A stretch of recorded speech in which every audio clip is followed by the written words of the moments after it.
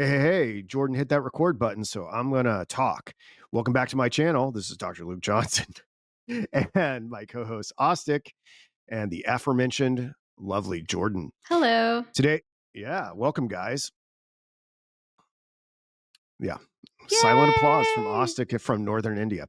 Okay, so we are going to be looking at, we're still in chapter 18. We're going to be looking at section 2, which is called Absence and Recall of the Soul. I want to talk about some of the images here before we get into it. I have some quotes at the beginning that I want to use to contextualize things from Jung and his acolytes that I want us to keep in mind throughout our journey through this text and our conversations about symbolism. But as we look at the Frazer, after we go past those initial quotes, I think it would be helpful, and I don't know if this occurred to you all while we were studying for today, to think about this relatively recent internet phenomenon where we're going to be talking about soul snatching essentially today and how to keep your soul tethered to your body. And I couldn't help but think about the whole NPC phenomenon, especially not only that, but I guess there's been a lot of information that's come out about how a sizable portion of the public don't have an internal monologue. Maybe I don't even know. I've not queried all three of us in terms of whether or not we all are in possession of an internal monologue. Ostic might be like, yeah, I don't have one either, but I assume he does. And there's these conversations about rotating three-dimensional objects in the mind and whether or not you have these imaginative abilities. And there seems to be these tests to determine like who's a playable character and who's a non-playable character. So I thought it'd be interesting to think about that phenomenon in regards to what Frazer has to say. And some of the other major topics that we're going to talk about today, I really got into this idea of looking at the Apollo astronauts as like galactic shamans. There was a lot of crossover between looking at the trickster archetype and shamanic archetypes in man and his symbols, and that kind of got me down this rabbit trail, pun included. And it's sort of an extension of this trickster cycle that we've been looking at for the past couple of weeks. So I think that is going to be really productive. We did not get to talk about some of the deeper aspects of what appears to be this meta narrative imposed upon the Apollo programs in regards to Jack and the Beanstalk and its connection with the Tree of Life. I want to go deeper into that. And if there is time, it has happened at certain points. We have fixated occasionally on certain numeric numinosity, and I have a tentative list of some of the numinous features of the archetypal numbers that Jung draws our attention to. And the one that I wanted to especially focus on was the number 13 and its connection to Apollo 13. So that is what I have prepared for today. Before we progress to the quotes, does anyone want to say something? You talked Yeah. about people getting defined as NPCs if they do not have rotating objects in their head. I think if you'll discuss this idea later, then I'll be happy to contribute it. I think this idea of NPC phenomena is basically a sort of aphantasia, like people not able to imagine things in their minds. They want information as it is. They don't want to process it. They want ready-made information. I think this is what is spoiling a lot of things. I mean, culturally as well as in the arts as well. People want ready-made messages. That's why you get these propaganda movies and everything. That's a problem. Like people will misinterpret anything to suit their agenda. This is something of a problem So that you, I so I if I have understand, observed in a culture. so if I understand you correctly, you're postulating that probably the emergence of NPC behavior is a result of our interaction with media and how that is reshaping the human mind in some way. Like, because a lot of people, when they talk about this NPC phenomenon, are saying like, these are like latent capacities. And, we have to be careful with this conversation. I got to say a disclaimer, like, this is not meant to subjugate anyone, this conversation.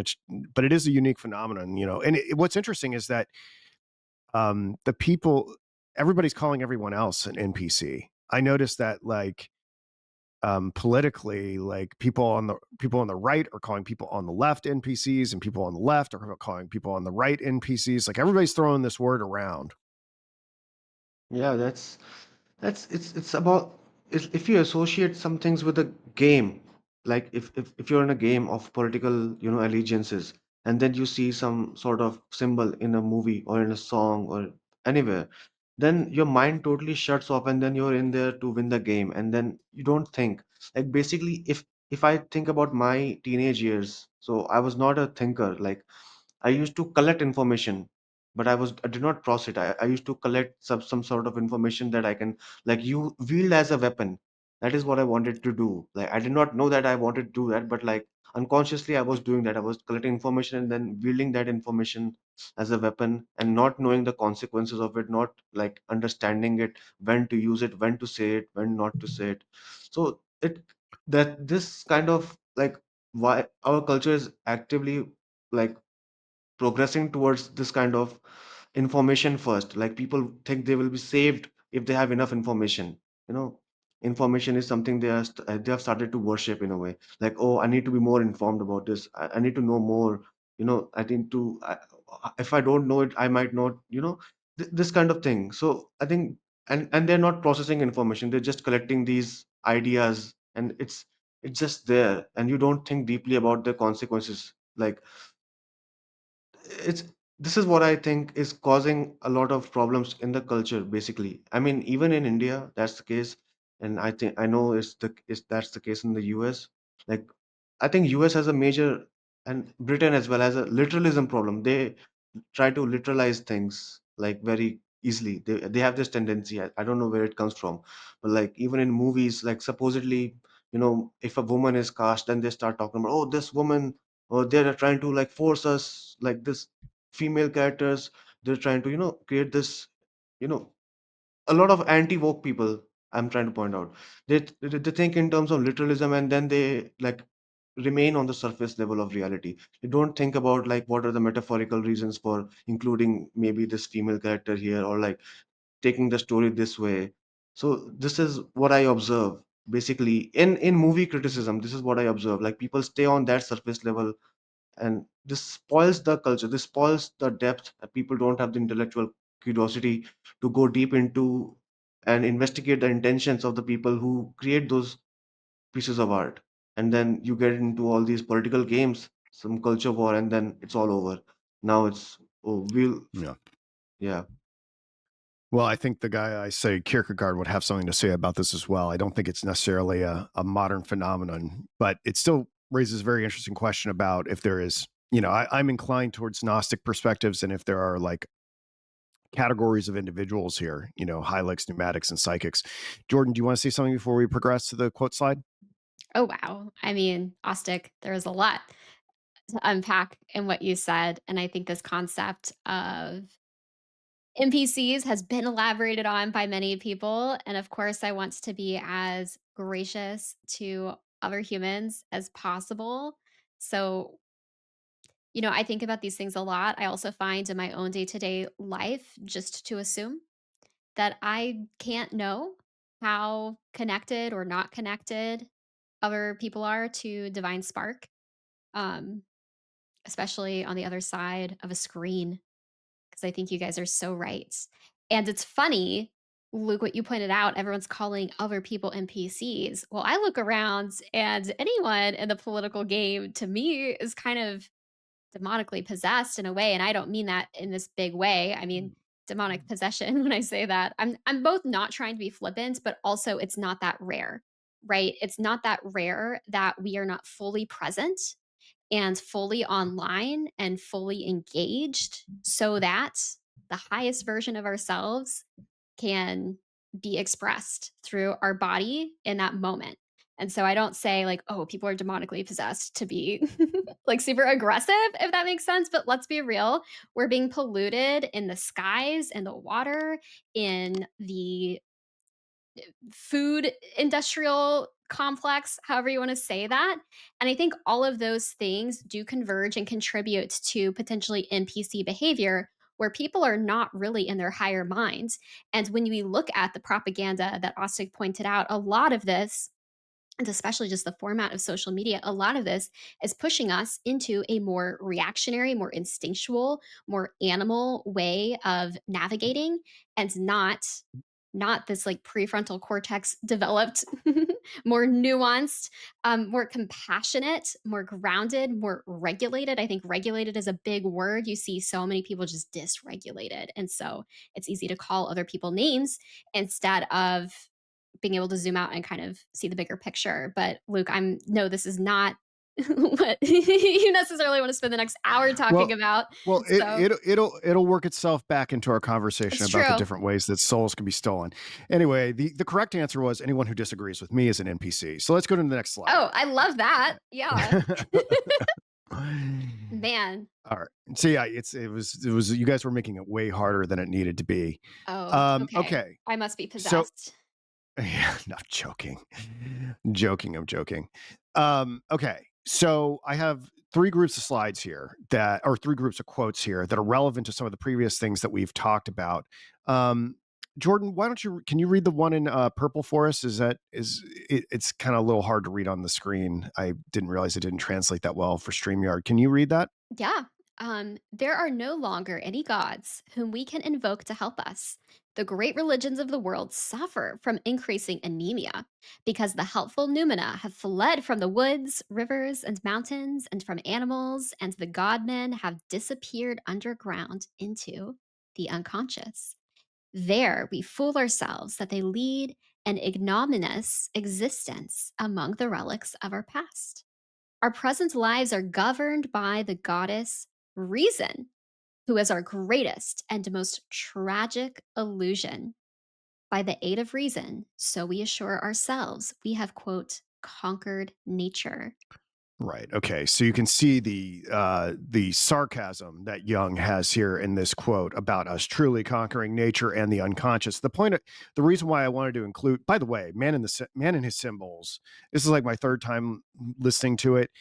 Um, over the past 10 years or so, it really hit hard this particular time. Probably because I'm deeper into the Young than I ever was before, but it is such an exceptional book. And it's great to have the committee and the images that are part of that book.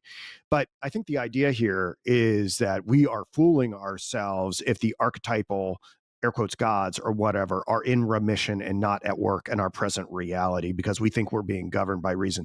So I think this in part makes the case when we look at historical events like the Apollo missions, like we can think that we have all this sort of technical expertise, but like those mythological archetypes are still sneaking back in. Jung's not saying that. No one else is saying that. This is extremely weird that no one else has really picked up on that, especially since it's so obvious that that you would have something within a program named after a mythological figure. But yeah, I just thought that was important for that.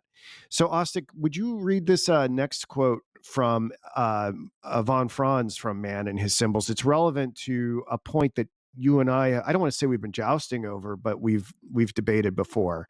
It's the one here in the blue.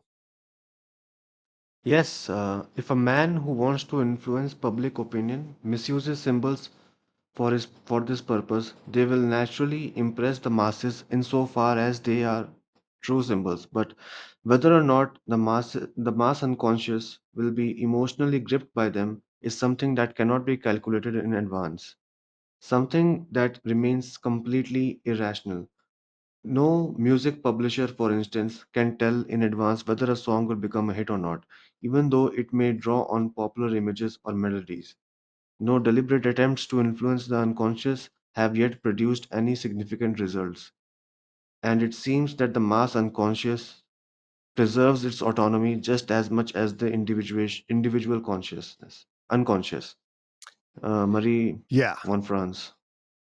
Yes, from Man and His Symbols, page 218, her chapter on the process of individuation. Now, the reason why I brought this quote to our attention and to our audience's attention, and really just anyone who may be stopping by, is that we've had this conversation.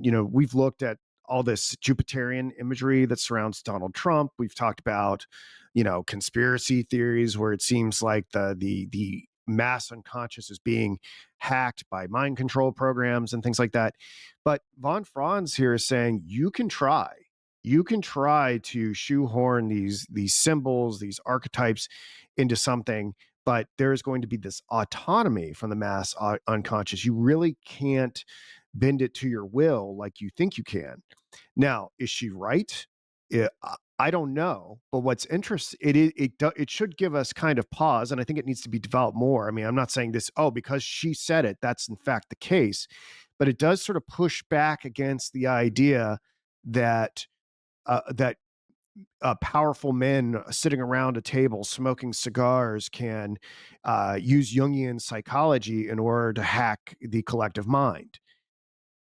Uh, how does it, Osik? You're the one who's probably pushed. I don't want to say you've pushed that point of view, but that's an explanation that I think you find more favorable than me. I've gone through phases where I've thought that explanation was favorable, but when I telescope out, I'm like, no, it's got to be something supra human.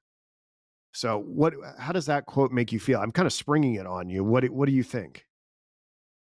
Um, I think that she's trying to, like push back on that idea that, like, as you said, that you cannot actually quote unquote control the unconsciousness, but in a way that people can still tap into certain scenario. Like if you put people in a prison, then you can certainly, like re-emerge certain archetypes in your mind. Like if you're a jailer, you can create social situations in the way that the particular archetypes that you want for them to emerge, that they emerge. Like people become sort of infantile in their minds, they become riddled with fears and like anxieties, and then they cannot think past a certain point. I think that is the level of autonomy, like you can actually like effect on other people, I think.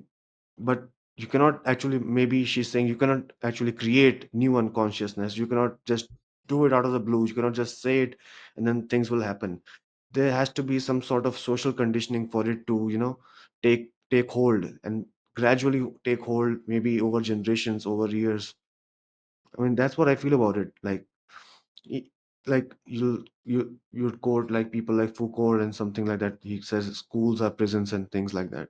But I mean, I see these things emerging, like this parental trauma kind of, people reenact them again and again over the world. Even I saw this silly movie called Charlie and the Chocolate Factory. It was all about that. Like he is reenacting his parental trauma again and again, and just these children. I think that is what's going on. Like you can, I mean, I think people have some sort of quote unquote effect. They can have effects.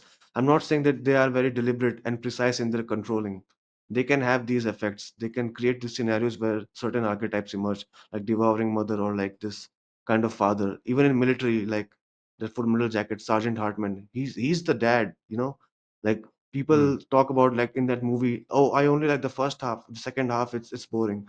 But it's like the What? first half, it's full of people talk about it like in that way, like, oh, Sergeant Hartman, because the audience themselves are being conditioned by that father archetype, that he is like affecting the audience in such a strong way. He's creating those situations, creating the rules and laws, like how people will operate and how punishment will be dealt out in this scenario, and he's the one who's going to deal it out. So and certain, then after going through to Vietnam, and then they don't have that father figure. That, I mean, in the movie they do, but the audience, they don't feel that presence, so they kind of lose interest. Like these are just random. There's no law here. I think those archetypes still can be affected in certain situations. Like you have to artificially If construct those situations. I'd like to bracket this because I'd like to bracket the following for us to keep thinking about. But you know, this Man and His Symbols came out, I think, in like the early '60s, right? So like we had not had Beatlemania, we had not had the moon landings, we had not had Woodstock and the internet and all that other stuff. It would seem like this statement of von Franz needs to be revisited after all that mass culture. Okay, so that may have been true, that there wasn't enough evidence to project out from in 1961 when this was being composed, or thereabouts, whenever it finally got finished. The data may say something different. We now have 60 plus years since this text came out. So I think that we should keep that in mind. Jordan, do you want to say something before I get to the next block of quotes? Yeah, I think I agree with what Aastik brought to the table. And my mind goes to, well, we live in a panopticon now where people willingly put smartwatches on their body that monitors their vital signals. We have phones right in front of our face as we're scrolling and taking in propaganda, or at least propaganda influenced, right? Hot takes, all, Yeah. with a camera literally pointing at our face that can see the pupil dilation if you really wanted to. And in an environment where you have that level of surveillance on millions of people to put into these big statistical probabilistic projection machines, where you have almost infinite data points, you can basically run these experiments in real time and see, okay, like maybe Marie von Franz is correct, and that you can't always know the exact combination that's really gonna do it. Mm. However, when we live in just this crazy environment where you can propagate any idea super quickly, collect data on it, rinse, repeat, where you can even run these things in simulations because they've created Yeah. digital twins of Yeah, I was gonna everyone. say. So Yeah. she might be correct. And technology has developed to a point where you don't really need to know. You just have to have a method. You just have to have a process. And this takes me to my work as a marketer, right? Like, I don't know what exactly is going to work, but I know if we run this methodology and we're just consistent about it, we will find something that does, and we will find something that's profitable. So I don't think you have to have forethought into the exact combo, but also you look at the Beatles, etc. There's a lot of evidence to suggest you can manipulate the masses. And I don't know that she's saying it's impossible. I want to believe she's true. And in the context where people are self-actualized, where people are not seeking outside of themselves for validation, for answers, etc., their spells are not effective. So I do think on an individual personal level, if you go deep with your own unconscious and do the individuation work that Jung outlines, I think that is your ticket out of being swept up in the hellscape that's being created around us. I do want Mm. to speak on the first quote too, though.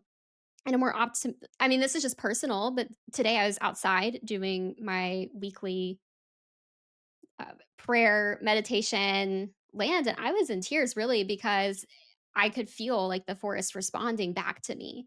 And so I don't know exactly line by line like how sarcastic Young is being in this, but when he talks about like, oh, the helpful Numina have fled from the woods, rivers, and mountains from animals. My experience says that is not true. Oh, he would agree with you. Yeah, the He would. spirit He would. Yeah, they're still here. Yeah. yeah, the spirit of nature is so present and available to anybody if Well, we're that. able to step out of our addictions. Yeah. Well, I want to get your response to the next two Okay. passages because I think it's relevant, and this kind of gets into, well, how would Jung? There's this idea of the connection between psyche and matter, Mhm. and I don't think Jung got to fully develop it, but we get a hint of it in Man and His Symbols. Um, and this is from the Science and the Unconscious by Marie Louise von Franz. And I'll just read these two passages very quickly. Because of the implications of this point of view, Wolfgang Pauli and other scientists have begun to study the role of archetypal symbolism in the realm of scientific concepts. Pauli believed that we should parallel our investigation of outer objects with a psychological investigation of the inner origin of our scientific concepts. This investigation might shed new light on a far-reaching concept to be introduced later in this chapter, the concept of a oneness between the physical and psychological spheres, quantitative and qualitative aspects of reality. Further, on page 309, Jung was even convinced that what he calls the unconscious somehow links up with the structure of inorganic matter, a link to which the problem of so-called psychosomatic illness seems to point. The concept of Unitarian idea of reality, which has been followed up by Pauli and Eric Neumann, is called by Jung the unus mundus, the one world within which matter and psyche are not yet discriminated or separately actualized. He paved the way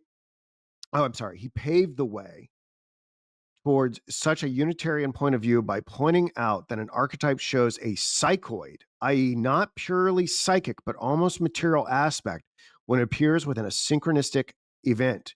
For such an event is, in effect, a meaningful arrangement of inner psychic and outer facts. So, the reason why I point this out is like this would seem to be like the work that Jung was doing with Pauli potentially helps us understand, as I started this conversation off with, how the archetypes could get mixed into what we think we're doing with modern science. So let's say we went to the moon and all of that jazz or whatever. There's still like opening through, quantum physics, okay, for these archetypes to somehow manifest themselves in some way. As I've talked about in some ways, in terms of like, oh, isn't it wild that there's like an astronaut named Jung, and we're talking about synchronistic phenomena named Jung, or named such by Jung. So, you know, it's one thing to say that we've conquered nature, but it's also like, okay, there might be potentially a back door, a molecular back door through these psychoid events that allows the archetypes to sneak back in. And Jung died before he could really develop this idea, but that seems like where a lot of this juice could be. What is it? I think Aastik one time said, when we were looking at the Jupiter archetypes, and how he said, "Oh, the god is making himself known," or something like that. It's like, okay, well, maybe it's worth considering that how we have conceptualized atomic structures could be ways that the archetypes are manifesting themselves. So what do you think about that, Jordan?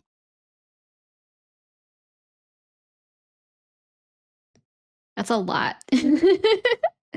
um, and I think Aastik might be frozen for me. I don't know if he's frozen for you. Oh, yeah, he is.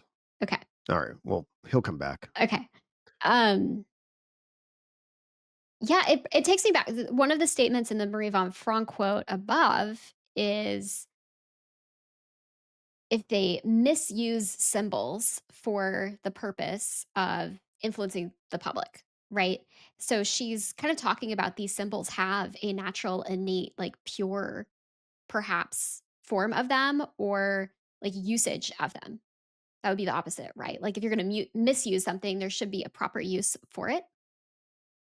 And everything you're sharing, it's like, okay, like just because you quote conquer it, or you start to pervert or distort these symbols for your own use in the name of quote progress, which, we could go on and on about all this. I think Austik's back. Yeah. Can you hear us? Yeah, he's back now. I'm texting. Keep Oh, going. I'm okay. texting. Okay. Yeah, it just makes me think of other conversations I've had where, we're potentially reclaiming these symbols or learning what these symbols mean for ourselves, and not allowing factions of people to like take them and quote conquer them. You can't conquer them. Like you cannot conquer the unus mundus. Like you are part of it. Mm. Like how it is the Horus Boreas. It's like, how do you conquer something that is innate within nature and within you? What does that even mean? And I think of potentially God, potentially if God. that's, yeah. But it's like, just because you create a steam engine doesn't mean you own and control all of the steam, right? It's just like a small subset of this phenomena that you're aware of. That doesn't mean you like have conquered all of energy available in the realm. So I think, nature, the spirit of nature is well beyond what any one person could ever. You okay? Yeah, Mike, get loose. Yeah. Hopefully I didn't make too much noise there. It's okay. Aastik, we're a half hour into this. We need to get to our golden bough discussion, but let's give you the final word. I mean, I'll make it quick. Okay, the first thing I thought about this is that, like, Our ambitions are defined by our unconscious, because how we are living, and like a lot of things, like our environment, it defines our ambitions, and it defines our symbols that we incorporate in our unconscious, and they form an amorphous, like an abstract. Think of a puzzle piece. So it's like a puzzle piece in our mind that has been accumulating by the way we have been living, because an octopus will not have the same ambitions like we have. He would have different archetypes in his mind. He would have archetypes like, oh, I need to find a shell that I can fit in and like spend my summers and my nights in, but I think I'm talking about it in terms of like our nature. So our ambitions are defined by those our environment and archetypes, and that is why these archetypes have a tendency to show up in what we actually end up doing. So if you're investigating maybe space, so it's like it's already been brewing up in our unconsciousness for like hundreds of years, for generations, like we have been longing for that. So once we reach there, it's bound to show up in like what we actually end up doing, or like even if you're like breaking the atoms and going deeper and deeper, and creating this model, that this reductionist model, will find out like, okay, maybe there's something missing. So people, they they end up on these ideas that people already knew, like people talked about, like that everything is waves, everything is motion, and now they're finding Mm. out like it's everything is actually waves. they they create these models based on the assumptions that the objects that are affecting the calculations are waves, essentially, or fields. So I think people already know them, and then they end up, reaching that same conclusion by, verifying. And as your tools of observation improve, because from our naked eye, we have no need even to like know about these waves from our naked eyes, but still we had an idea that this must be going on behind the scenes. And then we develop these tools, and then we find out that the best model that works for this particular situation is the one that we had already like Mhm. felt by intuition, or like, the way Yeah. we lived our. Yeah, so that is what I thought about after you read this. Yeah, it's funny that you bring that particle wave thing. I believe von Franz at some point in her section talks about, it's like, we don't even know what light is. Yeah, and this was, 1961 or 62 that she was writing that. All right, should we get into the Fraser now? Sure. Okay, let's do that. And I think what we can do here, I think we can just look at a couple examples. This is one of those situations where, we can go through, there's like for all the sections, the different types of soul escape that's in here. Um, there's like 15 examples. Um, and so I think we can just look at a couple, if that's okay. Um, all right. So the first set of slides that I have are on soul escape and retention practices in primitive societies, according to Fraser. And if you look at this first slide here, um, we've got this, you've got individuals who they're thinking the soul is like escaping through different orifices in the body, through the eyes, through the nose, through the mouth, et cetera, et cetera. And so all these different cultures are trying to make sure that it doesn't get out. So, the Celebes use these fish hooks, or hook, like the Turks in Borneo use hook-like stones in order to anchor the soul. Um, the Sea dialect talks about the soul wandering freely, and they use a type of finger hook. This is kind of a style that you see over and over again. And then there's stuff that's like more banal, and maybe Aastik can speak to this. Parent, there, and I think it's in our culture as well. He mentions how Fraser mentioned how like the Hindus like snap in front of someone's mouth when they're yawning in order to make sure that the soul doesn't escape from the mouth. Um, and there's ways of different sealing up the different bodily ports. Um, Even so, like on slide 311, Jordan, you've got the Wakalbura using hot coals in the ears to make sure that ghosts don't snatch souls, and things of this nature. Um, I will say when you're looking up something like this, to be careful in your Google search. When I first started Googling all of this, I got a bunch of like fishing accident images, people. But so yeah, but that's essentially the idea on these first things, like using physical objects in order to make sure that the soul doesn't escape. Do people still snap their fingers when someone yawns in India, Ostic? Had you ever heard of that, or is that news to you? It's news to me as well. I didn't see anyone like doing that in my lifetime. Maybe they do it in rural areas or like in the olden times they must have done that. So it's not something that people do. People have grown like very rational now. They're modern.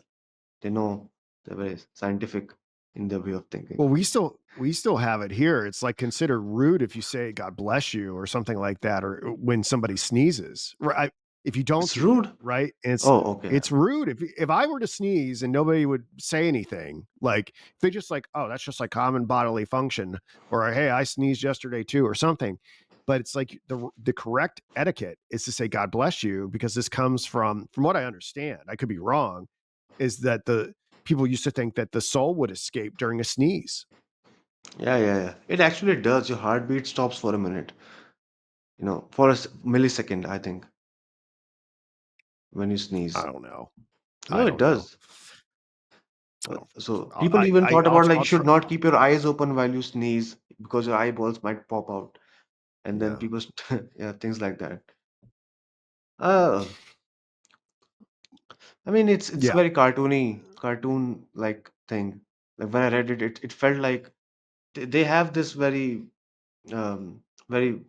tactile idea of what the world is like. Okay, we have to prevent this from escaping this soul, so we're gonna close all the pores or things like that. So it's interesting. So it's basically like that. I thought about it in terms of sleeping and dreaming. Like Alice talks about in Eyes Wide Shut that, oh, we have had these adventures. So I thought about like her soul escapes through her dreams and then she's having those adventures. And like because yeah, Oh, yeah. That's a great way of thinking about it, right? Because we're going to talk about that a little bit in one yeah, of these other because charts about the soul wandering at night. Yeah. so I thought about that in that terms because Tom Cruise is actually Nicole Kidman in the movie. He's living out her fantasy basically, like doing those things that she said she wanted to do, and then becoming. It's a very convoluted sort of thing that Tom Cruise is doing. He's trying to be the hero also. He's trying to be like the gentleman, and then also he wants to be attractive as well. So he wants everything, and that is what his fantasy is supplying him. And then in the end, he's like he gets his fantasy is broken by those Yale students, and then he wants, okay, I want to take revenge on my wife and things like that. I'll go to that That's an party. Yeah. interesting take. I hadn't heard someone interpret Eyes Wide Shut in that way. That's an interesting take. You haven't? Jordan, Okay, did I any thought. Yeah. yeah. Jordan, did anything resonate with you about this, or what thoughts did this conceptualization of soul escape inspire in you? When I was reading it, it stood out across all of these different stories, across all of these different traditions. There is an intense concern to keep the soul in the body. And it relates to my own practices and my own understanding that it is mission critical that I do everything I can to ascend while in the body, not do a bunch of practices or things that take me out of the body, if that makes sense. Because there's many, like, I guess, astral projection, et cetera, things one could do, or even just be inebriated and not be fully in the body.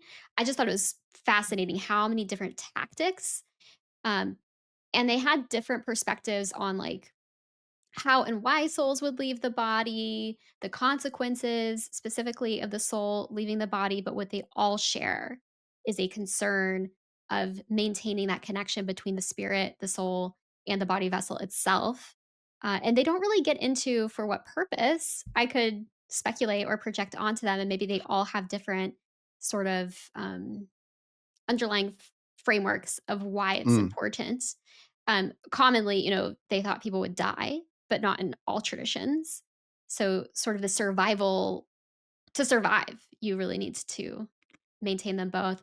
And it made me think too of just different traditions I've partaken in, even within my small friend circles. One example was when women in my community were pregnant, like all the women would wear like a red thread until the birth occurred and then cut it off. And reading through some of these traditions where they'd tie red cord specifically around people to like keep the soul bound to the body was super interesting to me.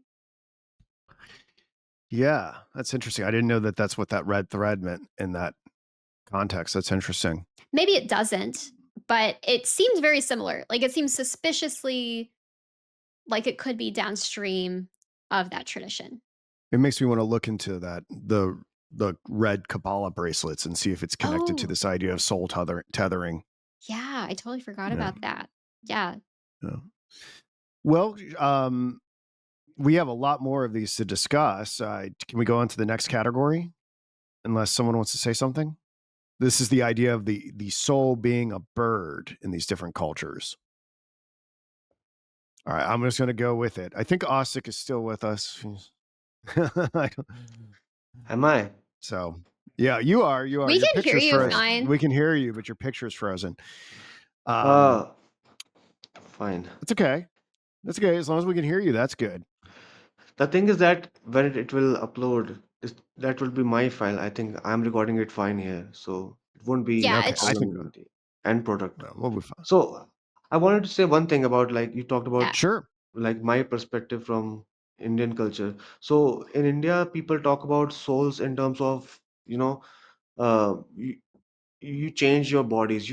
It's like the body is like a clothing that you're wearing, and then you, if you'll die, then you'll reincarnate into something else. And it's not necessarily that you'll reincarnate into a human being. You'll reincarnate into some sort of animal based on how you have lived your life. You'll reincarnate maybe as a dog, or maybe as a dung beetle or something.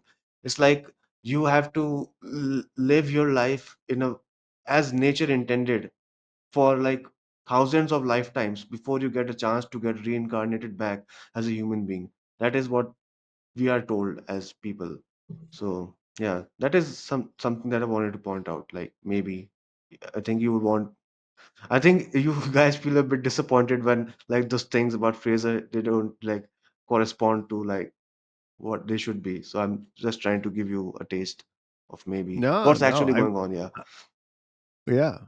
Well, I mean, that's to be expected, right? And that's an interesting aspect of what, having you part of this conversation brings out is that, and I think it's been well documented that what Fraser has to say about all these different cultures, if you're like, what are you talking about? This isn't part of Indian culture. He gets it all wrong. It raises pretty interesting questions about what did he get right? If he's making all these judgments and shoehorning people into these groupings without really in a sophisticated way diagnosing the cultural practice, like how good is this information? Now, it should be said that we're reading the abridged version, which is still quite lengthy and descriptive. Um, and I think it would be an interesting question if we were looking at the 12 volume set, uh, if we would feel more confident in his assessment of some of the things, at least what's going on in Hindu culture. I And Austin think could speak to that. I think that a lot of cultural practices have been lost to time. I mean, even the practices that were happening in the early 19th century, they're not happening right now. Sure. So it's like it's a you have to like update it in a way. I think those things, those archetypes might still be operating here, but they have updated in a way. So that's the thing from my perspective. Yeah, yeah. I mean, there's so much. Like if you like if like someone from India like wrote the analogous book about American culture in like 1900, I think we'd all be like, what the heck are you talking about? Like we don't do any of this stuff anymore, or maybe just some of it. It would seem very alien and foreign to us because, and this gets into again the question of mass media. Like, how much does it evolve a culture over 100 years? And then how much does it homogenize world culture where our cultures may have more in common than they did 100 years ago through the promulgation of certain images and sound and archetypes? Yeah, that's So that's that's what you're doing. You're updating the almanac, so to speak, I think. yeah, well, so then and then both you and I are interested. Well, I think all three of us are interested in the Beatles, right, for a variety of different reasons. And the Beatles are a perfect example of one of these east west bridge projects, right? That sort of blend the culture and fandom. And it raises an interesting question about, well, what was the Beatles project about in that respect, as far as the homogenation of culture? Um, can I speak to it for a minute? For a bit, I Sure. think they Yeah. they did not have Yeah. those intentions. I think they did not have those intentions. The way they describe their own experience as Beatles, they think of it like they were not even doing anything to warrant that kind of reaction from people. It's like it was totally out of their control, and they deeply resented being like seen as some images. Like they were frozen. They had the thing that they resented the most, that they had no control over how they were represented. They they had to be marketable, so, and they had to appeal to the masses. So it's like George Harrison says that we were not the people who were bringing this craziness to the world. People were already crazy, and they were just looking for an excuse to get crazy about. So they picked this moment in time, like we were suddenly caught into a whirlwind of all of this craziness that was erupting at that particular time. I think that's what he said. And I think like culture also contributed to it. They rode their momentum. I don't think any other band has been as prolific as the Beatles, as they were in those 7 8 years, because they're releasing two albums every year. Who does that? So 7 years pass these days and people don't release an album. So like, it's yeah. it's pretty unbelievable. um yeah. So yeah, I could talk about the Beatles forever. um so how about we talk about this soul as a bird thing? You guys ready for this? It's not too long, but it's interesting. You specifically references the Malays and the Sintang of Borneo, where the soul is conceived of as a bird that could escape or fly away. And in both of these cultures, in order to restore and retrieve the soul, you had, I believe, you had individuals like throwing rice to the birds in order to lure them back into their soul. And that's colorful, that's interesting. It's not exactly the same thing, but I got just it occurred to me, it's not that different. I like trying to bend these conceptions back on to the Western and the Christian perspective, because I know that Fraser wants to do that, and I think it's important to test the durability of certain thought systems. But it called to mind when John baptized Jesus, and the dove descended upon Jesus, and his sonship was announced for the world, or the Holy Spirit came upon him, and his ministry began. However you want to talk about it. This is for the baptism of Christ by Pietro Perugino. And yeah, we have at least the Holy Spirit rendered as a bird here. Now it's not exactly the same thing. Nobody's throwing rice to lure a soul back into Jesus's body or anything like that. And we're talking about the Holy Spirit, which is different than the individual soul.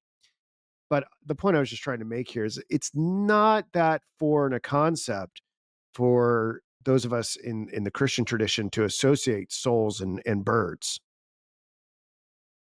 It's not a perfect match. It's just thought provoking. Yes, Aastik. I mean, I have a Yeah, perfect match, and I actually, sure. this Tell us. festival actually happened today itself. So, what happens in Hindu culture is like every year there's a week, and it's called the week of mourning, or week of, repentance for your past past elders, ancestors.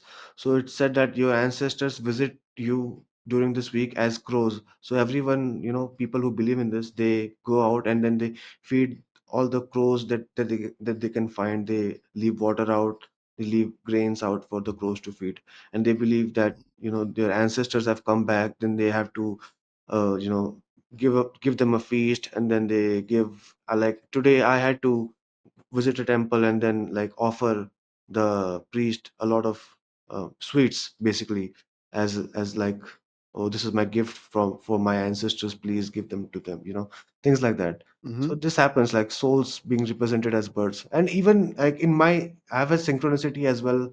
Like when this week started, a bird, she came and then she built a nest in my balcony, like a potted plant. She made a nest in this, and then a chick hatched. So it's something maybe. So yeah, I think people actually believe this in India, Hindus.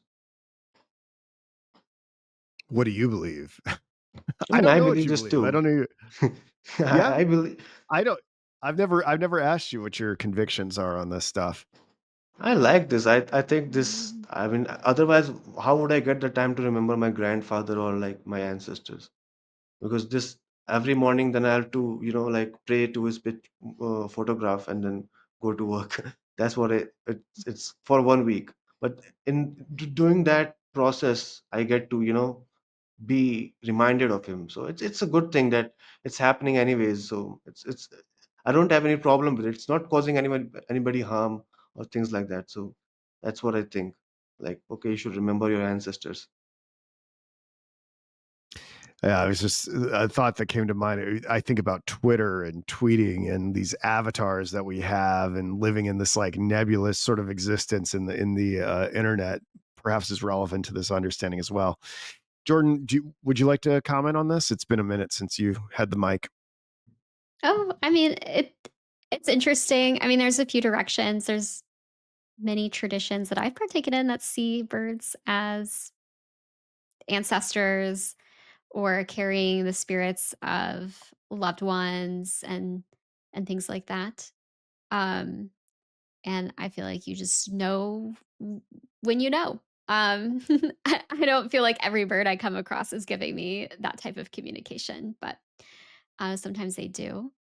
And it also reminds me of because they were talking about like the soul going, and maybe I think we do get into this more in future slides, but like souls going between human bodies and animal bodies and people projecting out into different things.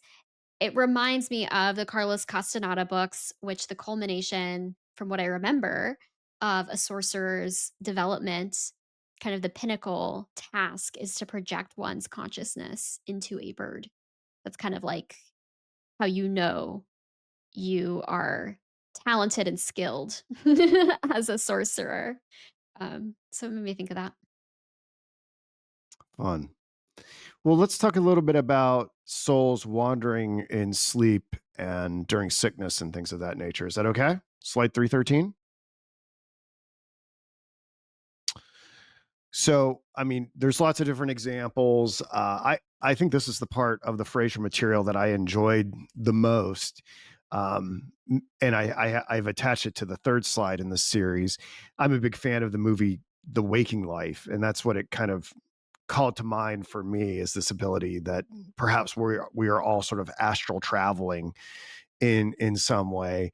But he talks to me, we've got the Brazilian Indians here who are hunting and fishing in their dreams, and just because something's happening in a dream doesn't make it not real, right? It's just a in some examples, like people are dreaming of laboring and working in sleep, and they wake up all sore. And so, for people who have this particular worldview, there's the lines between what is fantasy and reality are blurred. So I thought that was particularly interesting. There is He goes on to talk about again soul escape in terms of how, this idea, like in German folklore, that the soul could come out of the mouth via like a mouse or a bird. And there's all these different rituals. If we keep going through these different slides here, Jordan, about what to do when interacting with someone who may be sleeping or sick. Um, there's that if the soul were to leave the body at certain points, that it has to be able to return, and that you don't want to wake people, like with the Fijian or the Matuku, like you don't want to wake them up too soon, or else the soul can't find its way back in time. or there are times where individuals, you don't want to alter their appearance because the soul is left and they don't know what body to come back into if you've like put makeup on them or something like that. So I thought this was I enjoyed this. And we can go to the next slide, 315. There, my little uh, screenshot from the Waking Life. This is the Menang Kabur Bowers or whatever. They didn't want to get anybody's face dirty so that the soul wouldn't reject that body. The Patani Malays, these were the individuals that wouldn't paint somebody's face while they're asleep. And in Bombay, I guess as well, they didn't want to change the sleeper's appearance so that the soul would reject that body.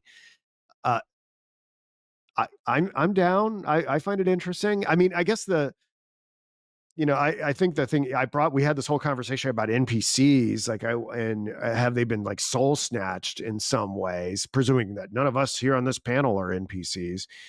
Of any of these things that we're talking about, like we talked about with the von Franz quote, she didn't really get to live through the what we've seen in terms of what mass media is capable of doing, like taking all these different things into consideration. um, could we think about people becoming soulless in some way through the media that we consume? I know it sounds like really primitive and really superstitious, and there's I believe it's the next section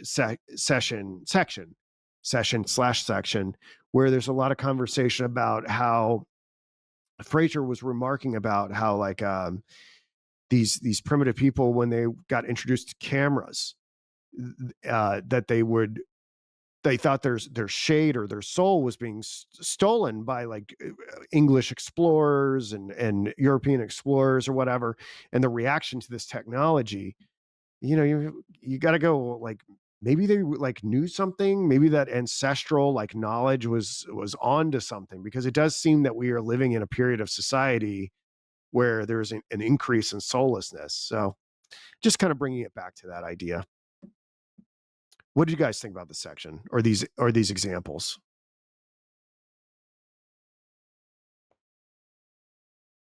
Anybody? Okay, I'll say. Um, I think this is a very deeply interesting idea, and it talks about like rejecting the body. That's the idea that I really like the most, because sometimes it's about you're not actually losing your soul, but you're like being possessed by something else, and in the meantime, you forget who you are. So like there's a chance that if you're possessed by something else, and then when your soul returns, it rejects your body. It's been, it's not as pure, quote unquote pure, as it was before. So I think about that in terms of, a lot of people, maybe even people talk about like they have like literally transformed at a cellular level. They talk about this by some activity. So this is what I'm thinking of. Like, I don't know if you guys like agree with it. I think it's super fascinating. Like almost it makes me think maybe you don't even start as an NPC, so to speak, if your cells are online and high functioning, but if that shifts, you're no longer a good host for the soul that initially you might have possessed. Yeah, that's super duper interesting. I don't know if that's kind of what you meant, Austic. Yeah, that's what I meant. I mean, a lot of Mhm. things that have been cropping up in the modern times, maybe, um, like OnlyFans and things like that. So I Mm. think people lose their souls to it, and now there's a big cultural push towards. I feel sad for that. In terms of, I don't think it should be normalized in that way. And Mhm. I think there's thing about losing your soul to this, because in the end your relationship with it becomes transactional. um Maybe someone else should speak. Uh can anyone No, that else makes speak? sense. That makes a lot of sense to me. Like if you are even violating the body itself, the soul can no longer habit it successfully or easily. And I think you can see it in people's eyes, unfortunately. You can look and see these people who partake in these, at least we're told, you know, examples we have in the news. I don't want to pick on any one particular person, but you can see it in someone. And it might not even be particular to OnlyFans. It could be participating in other forms of trauma on a loop, right? Like maybe you participate in super violent video games constantly and or like hyper realistic stuff. You know what I mean? I could imagine other scenarios in this dystopian reality we find ourselves where it could just become so uncomfortable for the soul to even stay. Um, Something that I think would be relevant at some point, though I've not had a chance to really prepare on this, but we've talked a lot about individual possession and soul loss at particular points, and this conversation about the interaction between groups of people and political mm, movements and ideologies and whatnot. I think it's worth looking into what Jung had to say about like mass psychosis and collective possession. I don't have a great handle on it right now, but we've played around with the idea of how individuals could be possessed by a certain archetype. mhm. You know, that but what does it mean when a society is given over to something? I think maybe looking at his Votan essay, because it's the situation that happened in Germany isn't just about like Hitler being possessed by this Votan archetype, but he had to have like a receptive audience for it too, you know? So that's the other side of this, is how mass movements are started as a result of archetypal functions. So I don't have the answer for that. I have a slide in the works that maybe one day I'll get to, but I think it's relevant. I also wanted to say, yes, that's super interesting. Sorry, I'm going to pivot a little bit, but yeah, I think the Votan essay would be super cool to go deeper into. As far as the dream stuff, I thought it was super cool how they were talking about dreams being equally real as Mhm. quote waking life, and we see that in numerous movies that we've discussed in the Golden Bough series and other Yeah. videos, et cetera. And Austin consistently brings up really amazing takes on some of these films. I just thought that was super cool. My own experience, I feel like that's true. I don't think the dream world is not real. What I believe the imaginal to be in my relationship with the imaginal is so different than how I was kind of taught in school or what I fathomed it to be as a teen. And it was just super interesting to hear them talk about that and talk about like doing work in your dreams and all of these different things. I mean, experience trumps everything, I think. Yeah. Experience, it changes you in a way. I mean, you can't be taught these things. Even if they try to teach you it, I don't think it would, sink in. Especially at that age, you don't really understand the significance. I don't think the mind is, Mhm. some minds are, but most minds, they are not in a receptive state to, take in these ideas and like run with them and, experiment with them. So yeah, Yeah. yeah. When I was really small, it just didn't feel I don't remember it feeling like there being as big of a distinction as later it came to be, like between daydreams and quote being awake. Mhm. You know, it's interesting. We had talked about maybe covering this movie for our series with Nikki on purgatory and simulation theory, the waking life. Mm, And mhm. now it seems particularly relevant for the Golden Bough. Maybe we can get to that sooner rather than later, but there's so much going on. It'd just be an interesting way to combine both interests. Okay. Um, just I'm gonna so we got a little interlude here. This was just while I was working on these slides. I follow all these different like space accounts, and the first thing that came to mind is like, the Artemis program is like going on like right now, and all the discoveries that we've made in regards to the Apollo program, like it's mirroring it, and there should be like someone could just really take what we're doing and use it in a way to diagnose in like real time, like this archetypal manifestation in the next moon mission.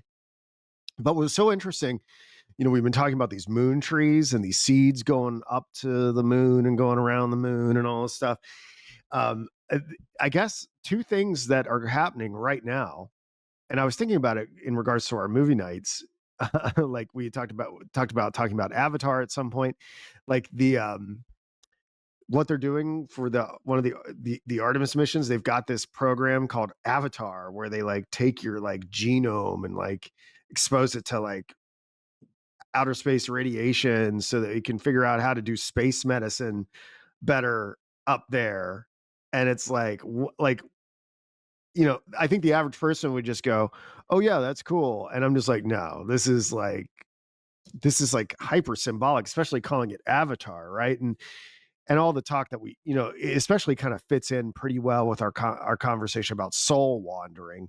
And then in addition to that, they've got this other program where they will fly your name up to the moon and it will circle the moon. And I guess, I don't know, I guess you get like a ticket stub or something like that back.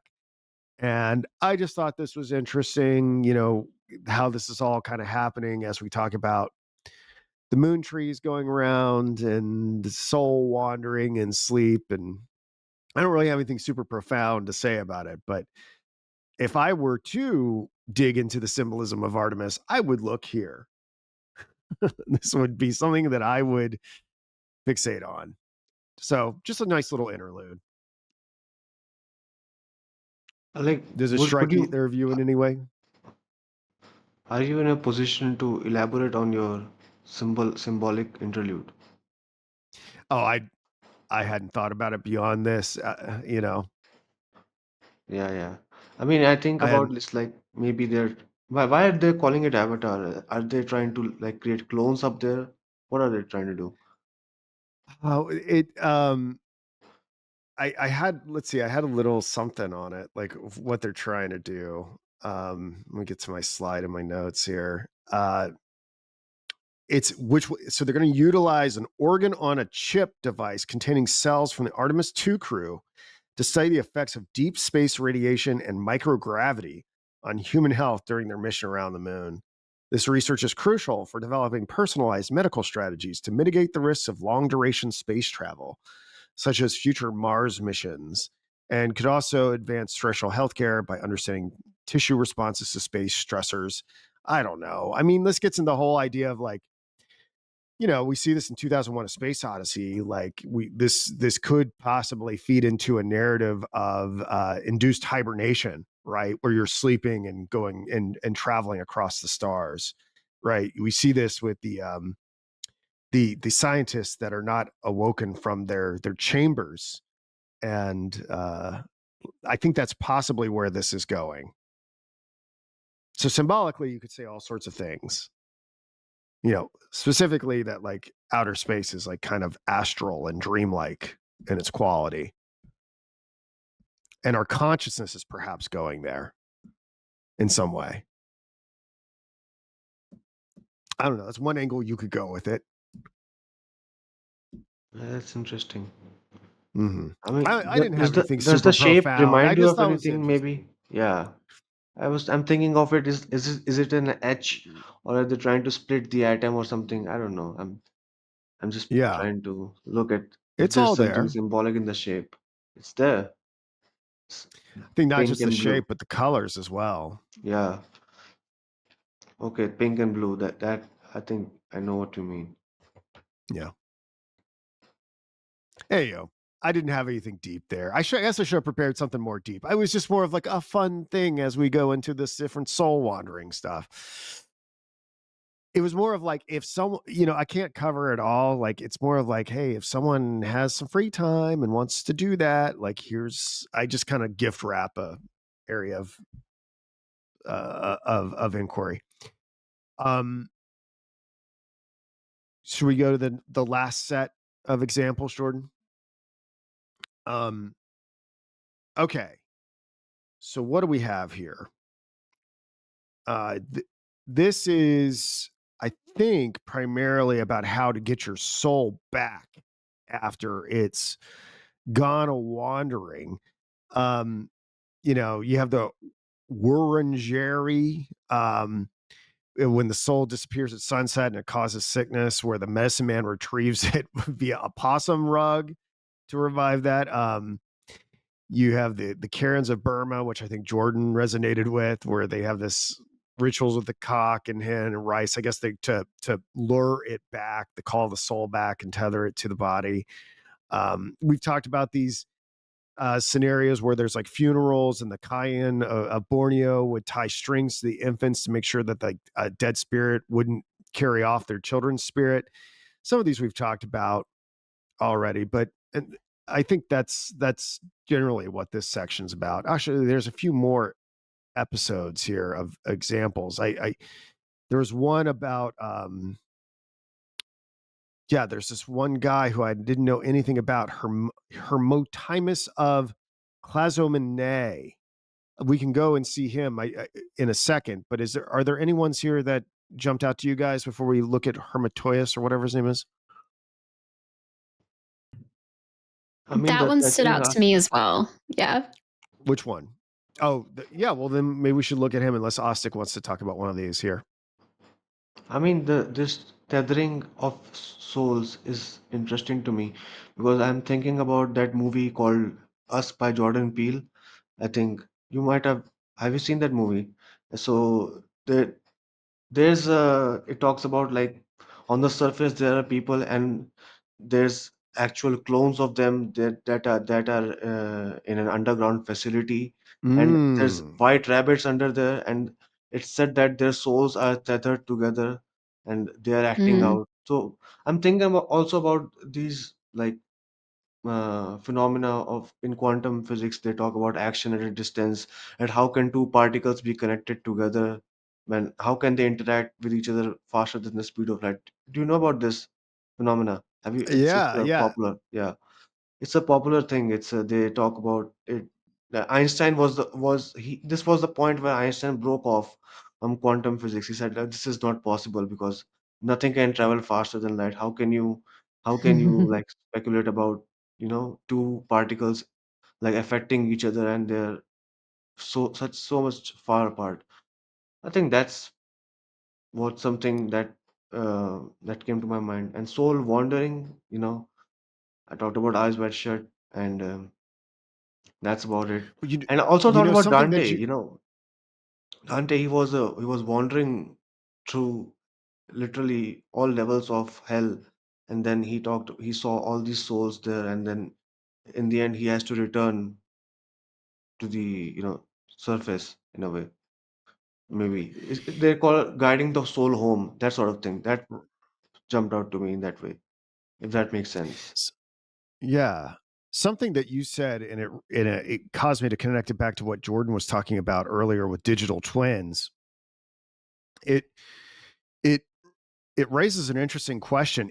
If you have this like sentient world simulation where you have these supercomputers like running like perfect copies of ourselves based off of all our consumer habits and social media, et cetera, like, you know, what's what this gets into like really freaky concepts about like an avatar or a digital recreation of ourselves and what that effect that has on our bodies, should it be able to be manipulated with in simulated scenarios. Like this gets into the concepts that we talked about when we initiated this study of the golden bough, like where we talked about just the different types of magic, contagious and sympathetic magic.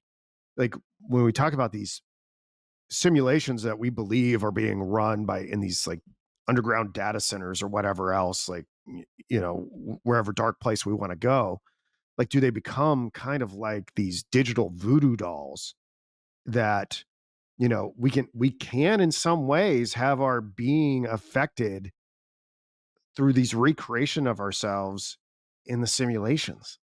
I think it's worth it's interesting that this like soullessness epidemic, this NPC phenomenon came about when social media got so pervasive. And it makes me wonder if that could be the whole point about why it was given to us. I mean, I For the know that's record, like, yeah. I do not consent. Hey, artificial matrix handlers, I do not consent to that. Mm. Right. Any implied consent for the record is not valid. I mean, that sounds totally crazy, right? To think No, about like a digital no, voodoo doll. it does not. Not to you Yeah, and me, but if that's if me. a if like a Yeah, I told normal my person, mom. yeah, like if a normal person like actually had the stomach to sit through this stuff that we talk about, like they would like how would they even respond to us talking about this stuff? That's a good analogy that you have pointed out, I think. I really like that. Because more and more they're not actually creating things that matter. They're trying to, like create this digital stupid copy of humans, even with the artificial intelligence. And then they're now creating these AI videos now, so you cannot even trust the video evidence. And now there's going to be a new industry that's going to pop up, and that industry's main job is to, you know create, this is real, this is not real, I'm going to create a this is bullshit, man. I mean, like, you're creating this stupid problem, and then there's regulatory, other industries, they get a chance to, like, set up shop. They're basically setting up tolls around, where the money is flowing. And they're artificially creating these stupid problems. And I'm very sure about the fact that they are actually, whether intentionally or not, because they did not, I think, start out as, we want to create these digital voodoo dolls. They started out, and then they maybe tinkered around, and they found out some inferences can be drawn from all this information that we're getting about all our users. So I think that played into their hubris, or maybe like, we have come so far, why not do this, why not create a model, why not, create a perfect replica, then we can run experiments. Kierkegaard talks about, that there are parallel lives. I mean, you mentioned Kierkegaard, so that image of came into my mind of a man standing, and then his parallel lives. If he takes some other action, what kind of life he will live?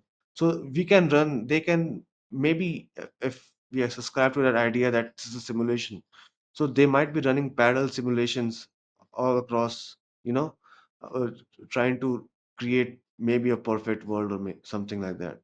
So maybe that's happening. But Only even to with introduce new problems, though. Yeah, yeah. that's like So how does that happen? Well, if we run the simulation, we actually introduce these simulation problems. You know what I'm saying? It produces all these self-defeating paradoxes. Well, perfect yeah, for who? Yeah. Who's ever running it I at mean, DARPA or whatever. That's what it ultimately comes down to. it's such a far out idea for us to even think about. Like, maybe someone is out there, trying to, there was an episode in Rick and Morty where Rick actually created an entire civilization, and that entire civilization, it, created industries and everything, and that whole purpose of that miniature civilization was to, like, power his car. So it's it's like that's what is using them, and they're thinking like they're, like, living their own lives, they have their own culture and things like. But in the end, that's what's happening. That Well, this that's is what a being lot of used people to power believe. his car. Yeah, that's what a lot of people believe is that Earth is nothing but like a loosh factory. Like we're just being farmed for electricity or energy or something. Yeah, Matrix movie stuff. yeah. I That's want to talk what about this this. I wanted to talk about this particular guy, Hermotimus. Um, what can we progress to that slide and Austin continue your thought? I was just agreeing with you. I'm like, that's why these movies exist, because there's some sort of truth in them. Because that idea, it does not, get to us in our daily lives. We have to zoom out far and even conceptualize it. That's We have to zoom out very far to even conceptualize that idea that we could be, being used as some sort of an energy extraction system for someone else. Yeah, that's Yeah, for sure. In this section that I have for us here, and I don't know, Austin, do you know this story, the king in a parrot's body? This is the first time I got introduced to this. This is the idea of like soul transfer. It's an Indian tale where a king transfers his soul into a dead Brahmin body, and then a hunchback takes the king's body, and then the king tricks the hunchback into a parrot's corpse, and he reclaims his own. Do you know about this story? I don't know too much about it. It was interesting, the point that he was trying to make here about soul transfer. But the thing I wanted to talk about was this Hermotimus of Clazomenae, who a guy who apparently was super important. I guess the idea is his soul roamed his body, roamed from his body, and I guess his body got burned, trapping his spirit. And I didn't know who he was, and he's quasi real. He's potentially legendary, but he was considered Hermotimus of Clazomenae from the 8th to 7th century BCE was considered a pre-Socratic philosopher. Um, and Aristotle credited him with the early concept of nous, and he had an influence upon a bunch of other people. He influenced Anaxagoras, Sextus Empiricus, um, Pythagoras claimed that he was like a reincarnation of Hermotimus. I think that's what he said. Goes on and on. But what I found interesting when kind of going on, there's no images, there's like no art or anything like that capturing her to who Hermotimus was, but he did have this influence on Anaxagoras. And what I found just kind of peeking around, this is like another little interlude here. Anaxagoras is responsible for us viewing the moon as a rock in space. Like I think like why where did that idea even come from? Like you just do a little bit of like survey of intellectual history. This was not always the case. Clearly, we've looked at the Greeks' association of gods and goddesses with celestial bodies. We've talked about them biblically as well. This idea of like the moon being a rock in space is like not a new thing. This is super old. And it was Anaxagoras. And I guess the reason why he was able to establish this idea that the moon was a rock in space, whatever he thought space was, is that he was able to accurately predict some eclipses, which then people are like, well, I guess he's right. Even though he thought the mechanism for eclipses was that he thought like the earth was flat and that it was casting its shadow on the moon. So they're like, well, he was wrong about the shape of the earth, that he was right about what was causing the eclipse. We're just going to pick and choose, and we're going to run with this idea about the the moon being a rock in outer space, and that's where we got it. And I don't know if like anybody like thought to recheck that, you know, like this is where the moon as a rock idea comes from. It's this old, and it's this dude, Anaxagoras. Like this is the foundation of modern science. Uh, People go, oh, so why is that interesting? what do you think? I mean, like, I'm the one asking that question. Why is that interesting for you? Like, is there something? well, well, okay. Come on, you know what? Biblical cosmology. Right. I mean, All right. That's what you say. yeah, I'm a believer in biblical cosmology. But it's kind Yeah, of right. to what you were saying earlier, Austik, about like how it's fascinating the science like catches up to the intuitive knowing. It's also interesting to see how like some of the um I want to call them like symbols, but they're not symbols. Like some of the story arcs or like the yeah, like the story blocks of the scientific theories, like the root of them comes from sometimes these less than scientific method places. I don't know anything about like how he came to know about the moon, etc. So like my critique may not even be accurate to him, but it's just interesting. There seems to be a lot more fluidity between myth and science, and the distinction also between scientism, you could say, and the scientific method is huge. And often, I think today, back to the Young quote at the very beginning of the conversation, I think so many of us today are stuck in this cult of irrationality and not even questioning the premises that our rationality is functioning within, that it has turned into its own more mythologically driven way of interpreting reality, but we're so lost in the sauce we can't even see it. Yeah. I Maybe that mean, kinda answers the I question of why this is interesting. I don't know. yeah, it's interesting. I mean, in the way that we take these things for granted, but there has to be some sort of first principles derivations about it.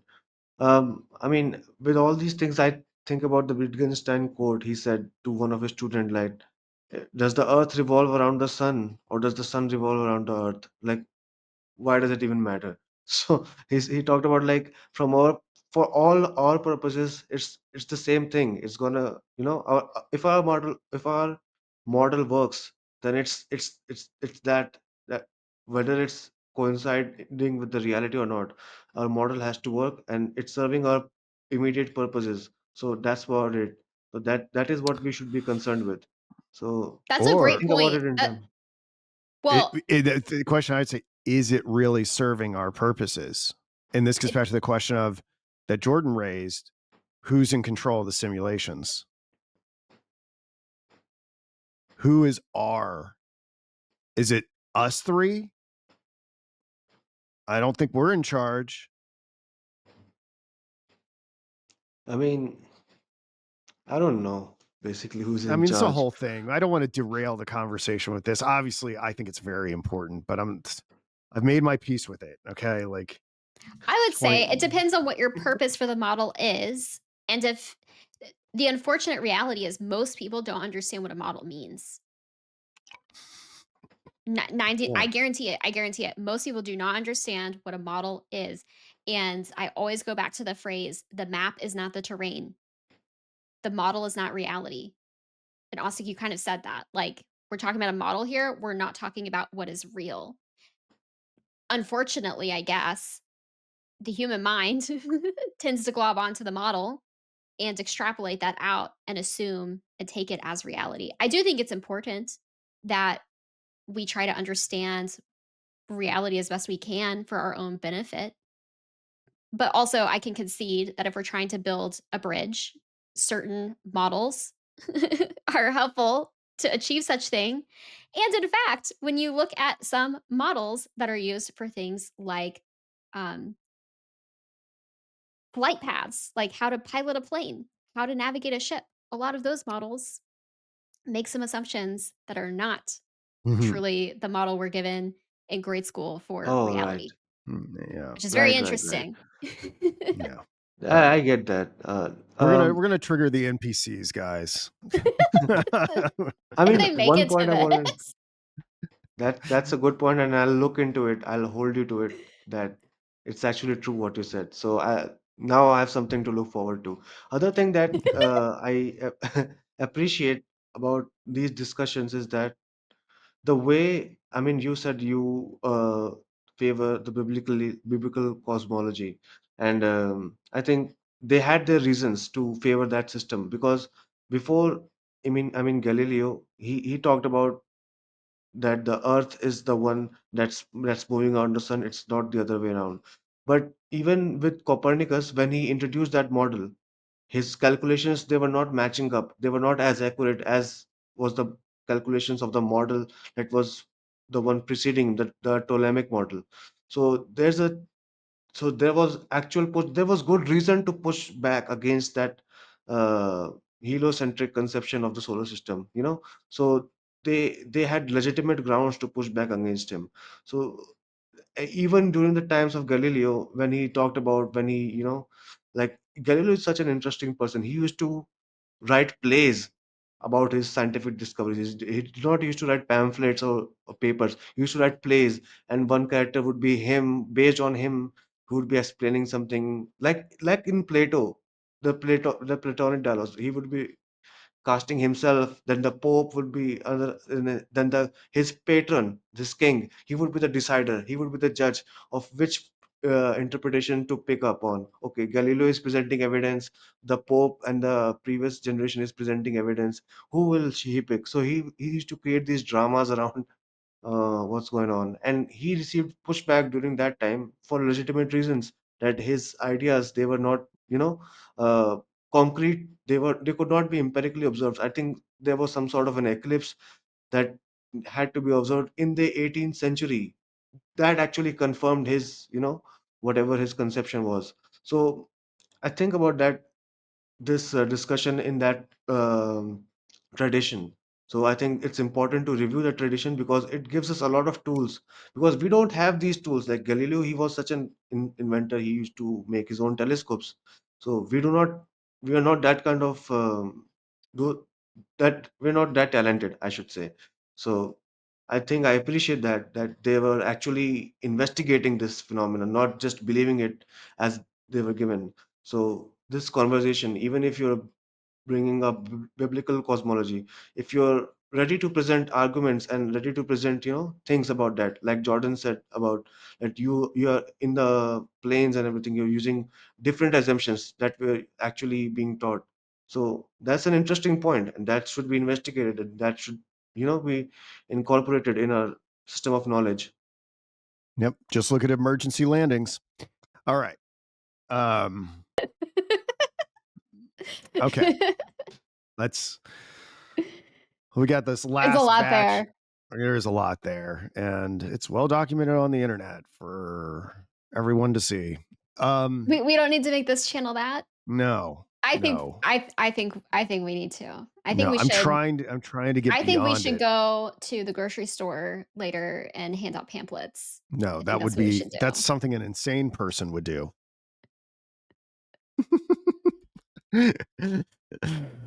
Oh boy. Okay.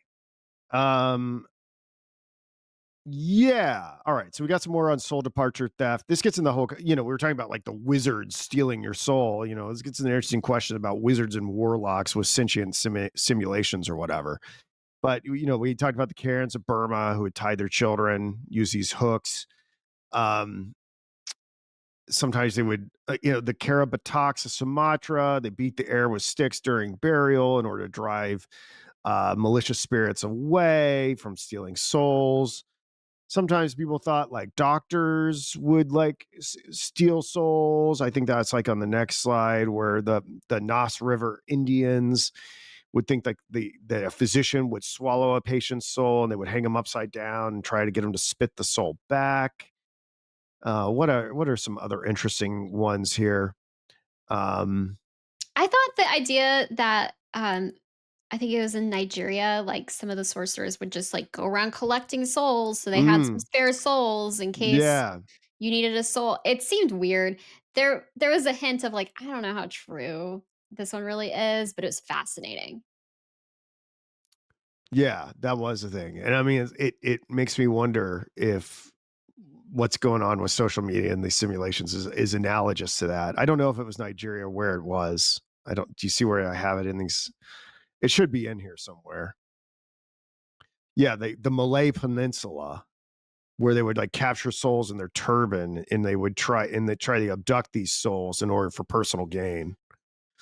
It's also in Fiji. They would try to extract the souls with a scarf and trap them in a soul canoe. Yeah, and the idea of torturing prisoners and the prisoners would cave when you threatened extracting their soul with a scarf because they didn't want that. That was interesting. Yeah. So, I mean, it just kind of enriches everything we've talked about so far. Aastik is shaking his head. What do you think, Aastik? I'm just thinking about it. It's such a, like, he's getting scared. He's caving in just because of a scarf. That is what Yeah. is simply ridiculous.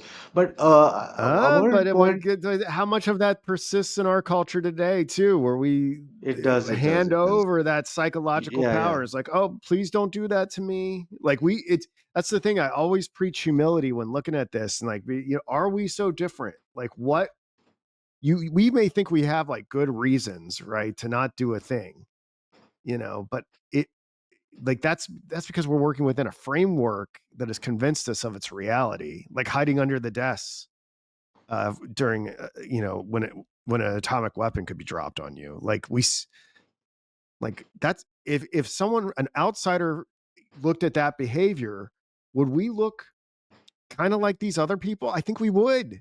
And there's a million other things that we do. Yeah, That's just the that's a first one that good comes to point. mind. I had another, thought while watching a movie, Charlie and the Chocolate Factory. So it talks about Willy Wonka, and he's visiting the tribal leader of the Oompa Loompas. So the Oompa Loompas, they consider the cocoa bean to be the sacred, the most prized possession. They formed a whole cult around cocoa beans, and he said, "Oh, I have millions of cocoa beans, and I'll give you salaries, even salaries I can give you in forms of cocoa beans." And then they agreed to become his slaves.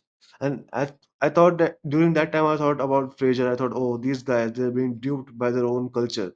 Like, if they had not placed such an importance on those cocoa beans, they would not have become his slaves so easily.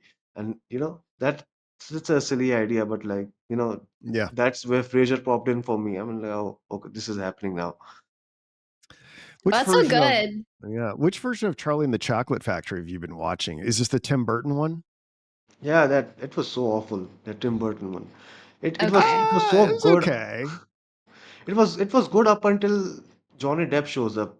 I mean, after that, he's just like torturing Wait, children isn't he all the way through. I'm Charlie? like, Or no, He's not Willy Charlie. Wonka. He's Willy Wonka, right? Yeah. It's good until the main character shows up. I mean, yeah, it shows up 30, 40 minutes later. I mean, Yeah. before that, it's such a fairy tale movie. It's so sweet. The boy, I'm rooting for Charlie to get, the golden ticket.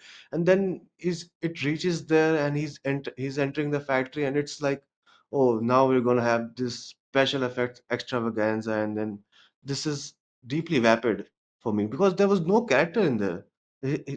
He's reacting so unnaturally to these children being hurt. So like it's ridiculous. I'm like, so much money. I'm thinking about the money, and like Warner Brothers is they're spending so much money on this, and this is what they're doing. The thing that they could have done for free, like the writing of the movie, that they've left behind, and they're spending millions of dollars on all these special effects. That messes with Have you me. seen the Gene Wilder version? The one from like the 70s? I That's the wanted one to see it. it's very good. It's It must be. It Gene must be. Gene Wilder's. Wilder is, yeah, he's Yeah, good. he's awesome. Yeah, that's my only real complaint against Tim Burton's, is that it's kind of impossible to top Gene Wilder as Willy Wonka.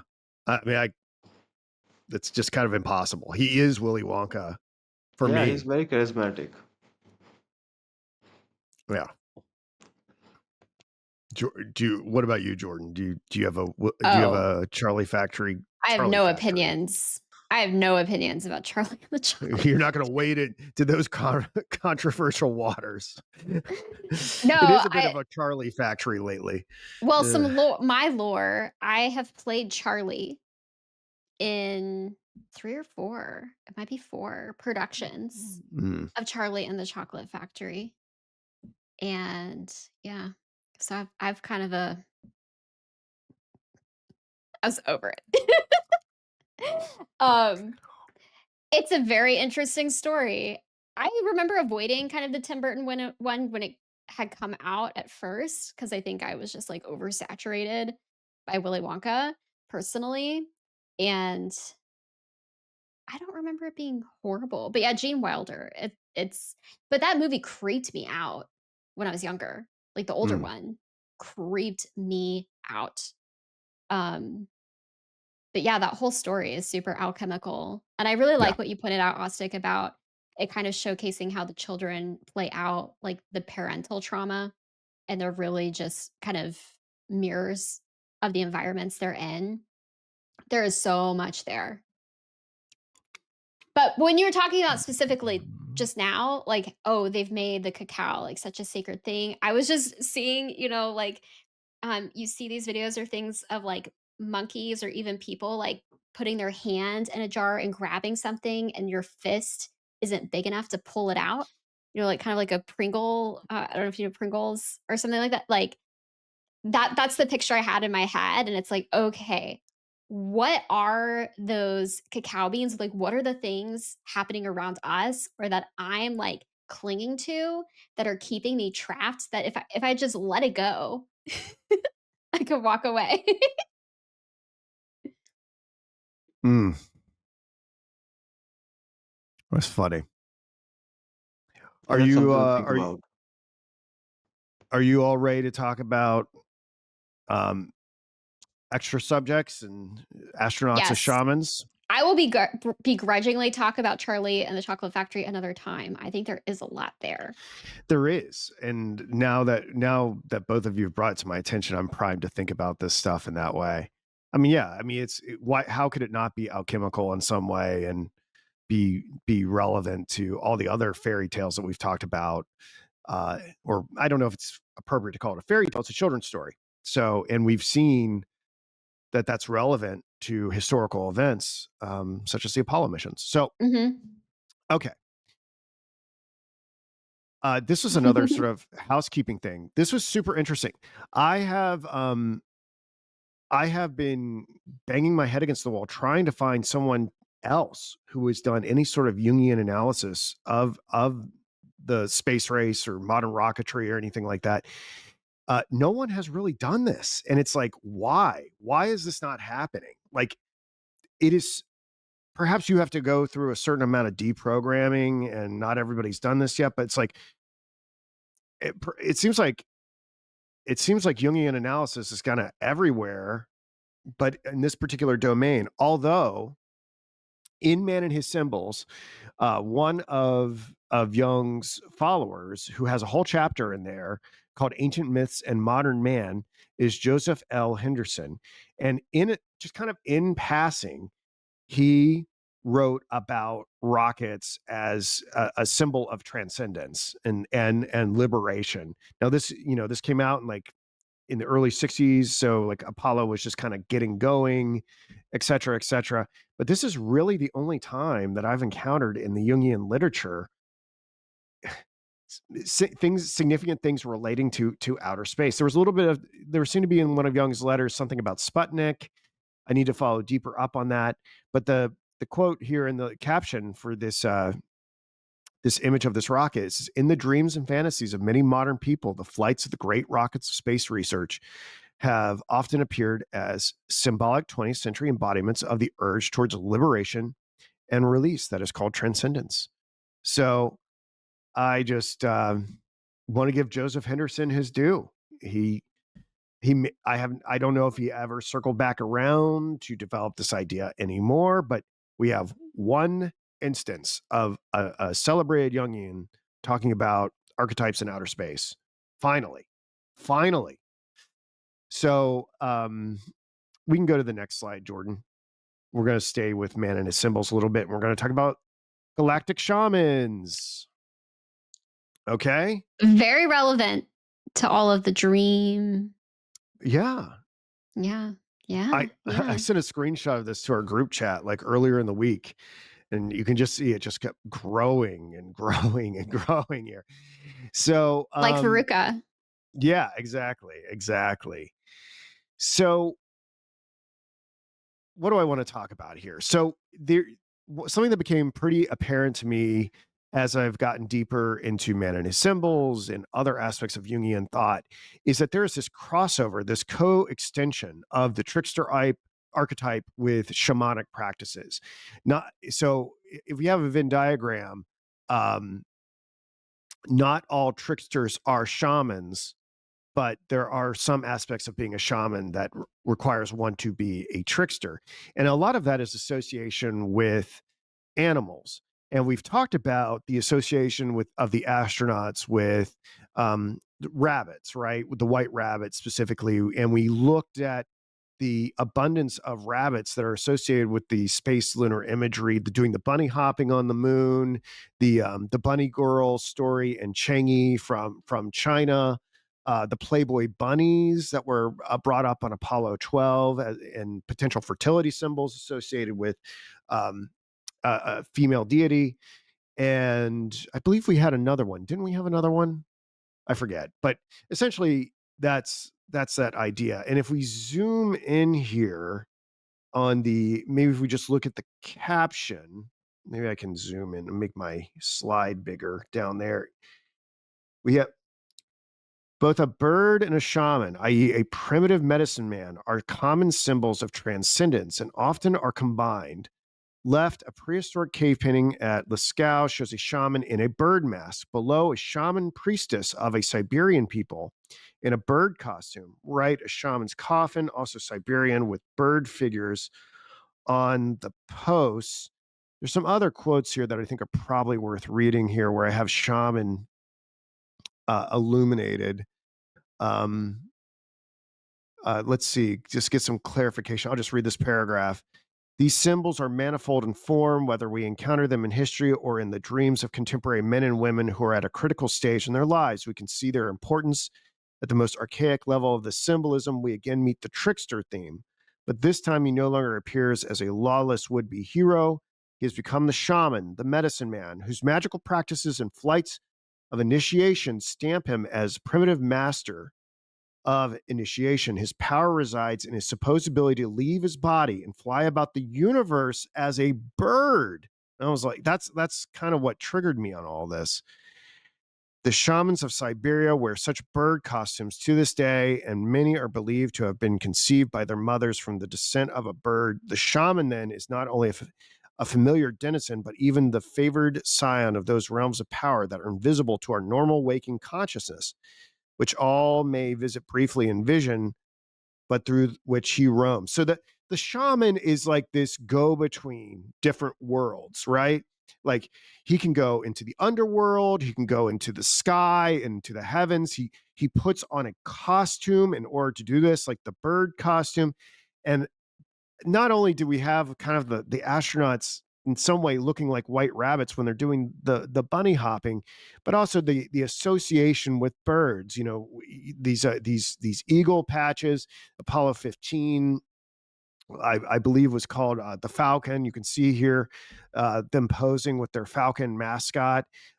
This is Jim Irwin's book, The Flight of the Falcon, kind of identifying himself with the Falcon, perhaps, or with that vehicle. And all of these are kind of you could maybe make the case that there is something sort of shamanic going on here, that there is this symbolism, this costume that connotes that one is going to the upper world or to the heavens. And something else I found out when looking into shamans, um, is that really the god that's associated primarily with that is Mercury, right? And I've got an image of Mercury here. If you'll notice with Mercury, he's got this winged helmet and these winged boots. It there is something kind of spacesuity about that, right? Like this is what you put on in order to visit other worlds. And I think last time we looked at the concept of Jack and the Beanstalk being associated with the world tree. Interestingly enough, the Yggdrasil, at the top of that world tree is an eagle, which is this kind of the vehicle that was used in order to go to the moon. So I find this all to be very, very interesting. And in addition to this, not only do we have this shamanic imagery, we also have all this trickster imagery throughout the Apollo missions. Something that I've not been able to talk about yet, but the argument can be made that all these different space monkeys that were used were kind of like the human tests in order to get actual men up there. But monkeys themselves in a variety of different cultures are viewed as trickster figures. One of the most famous documentations of this Apollo trip, Michael Collins had a book called Carrying the Fire, which is a reference to Prometheus stealing fire from Jupiter. I did not know this until I dug deeper into it. Prometheus is a trickster god. He's able to steal that fire because of a trick that he pulled on Jupiter. And then you even have like other landers, like spider in some African cultures, spiders, because they weave and there's the story of this trickster figure named Anansi spiders are considered to be trickster figures. So the, that's pretty much the point I wanted to make here. That there's good reason to think that there's something quasi shamanic about what's going on with the astronauts, and there seems to be this psychic pull of these trickster mascots to them. So that may sound very reachy and graspy. I'd never had said this all out loud before. I mean, even talking about the Mercury thing, the program that initiated all of this is the Mercury program. So, you know, you have a program that is associated with the god of shamans and tricksters. It needs to be developed more. This is a workshop. This is not a definitive thing, but I don't know. What do you guys think? Give me some feedback. I haven't said any of this out loud before. No, I really appreciate this. When you mentioned the eagle, the one thing that came to my mind was the opening scene of The Shining, when the camera floats all over this whole land. And I Yes. always associated it with an eagle flying overhead and like scouting the land and like keeping an eye on him.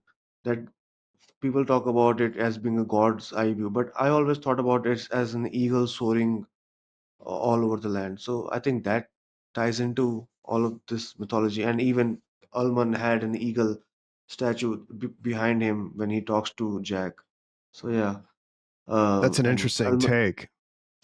yeah, I mean he had, and I mean if you know about uh, the Beatles connection with The Shining, Ullman is supposed to be John, so he's like the Saint John's revelation, and John had an eagle. An eagle was his the main animal that is associated with him, like Saint John, and like Jack was Saint Paul, so he's Paul McCartney, and like Wendy is Ringo, and Saint Richard, things like that. So I haven't then never mapped it like that, but yeah, I mean, I could see it. I mean, clearly there's all sorts of Beatles imagery in there. They recreate Abbey Road in the movie. yeah, I mean, the evidence I think that supports this interpretation of Jack being, um, this Paul McCartney, or like Paul or Saint Paul, because like in the context of Christianity, Saint Paul was the one who crafted that religion. He was the writer, basically. He was brought in to Christianity to write the laws, to set it in written record. Because before him, there was only amorphous laws around Christianity, like Jesus says something. Saint Paul, he noted it all down, and then even he had this conception of heaven and hell. So he created these levels of hell, and at the end of the I mean, different levels of heaven. So when I saw the movie, I thought about Jack. He is ascending through different levels of heaven. So first he's ascending through, maybe he's meeting, Alma, and then he's meeting people, meeting Lloyd, and then he's into a party, and then another level of ascension is his finally becoming once with the pantheon of gods in the end. And then, I mean, there's another evidence that shows that he has both of both things going on. He is ascending to heaven, and there's his descent to hell, because in Dante's conception, what's the deepest level of hell? It's frigid zone, Mm-hmm. it's freezing everywhere. And where does Jack end up? He's freezing in the end. He's frozen up all over. So I think about that. That's a stupid theory. I should not call it stupid. That's a theory I developed back in 2022. Like, okay, he's Paul, so I thought about what how they are corresponding with each other, and then Saint John Alban, he was the instigator, and then I associated him with Revelation of John and everything. I was deep into that thing. But yeah, basic point Yeah, is that that's the eagle. That's that's great. that's flowing around in the opening scene of the movie. Jordan, how did you feel about this idea of astronauts as galactic shaman? It makes total sense to me. So there's many roles from what I understand that shamans do perform. And when I think of shamans, I often think of someone who goes on a journey on behalf of another person to help facilitate transformation. Hermes is that figure, right, who goes Yeah. between heaven, earth, and the underworld. He's really the only Right. one. And that has very interesting implications on how people interpret astrological charts, even like how he functions in a chart depends on the context because he can be a messenger for the heavens. He can also be a messenger for the underworld. That's right. But when we think of the shaman specifically, the quote that comes up, there's two aspects of it, but that Armstrong quote, which may or may not be a Mandela effect, even the one small step for man, one big step for mankind. I can't keep Giant, straight. gi What? giant Yes. step. Right. So he's taking these steps as a man, but he's taking these steps on behalf of mankind to usher in this Yeah. evolution of the human race, which is sort of the role of a shaman. The shaman goes on the journey to usher in this transformation and then bring it to and translate it and even storytell, if you will, Yep. to the rest of the people Yeah. what transpired. And the astronauts do just that. They go on this journey, they come back, and then they tell everyone all about the journey for decades. Right. But it's when you talk like this, right? And if you say that, like the modern person is gonna, how dare you? You think we're like these people that dress up in Siberia like birds?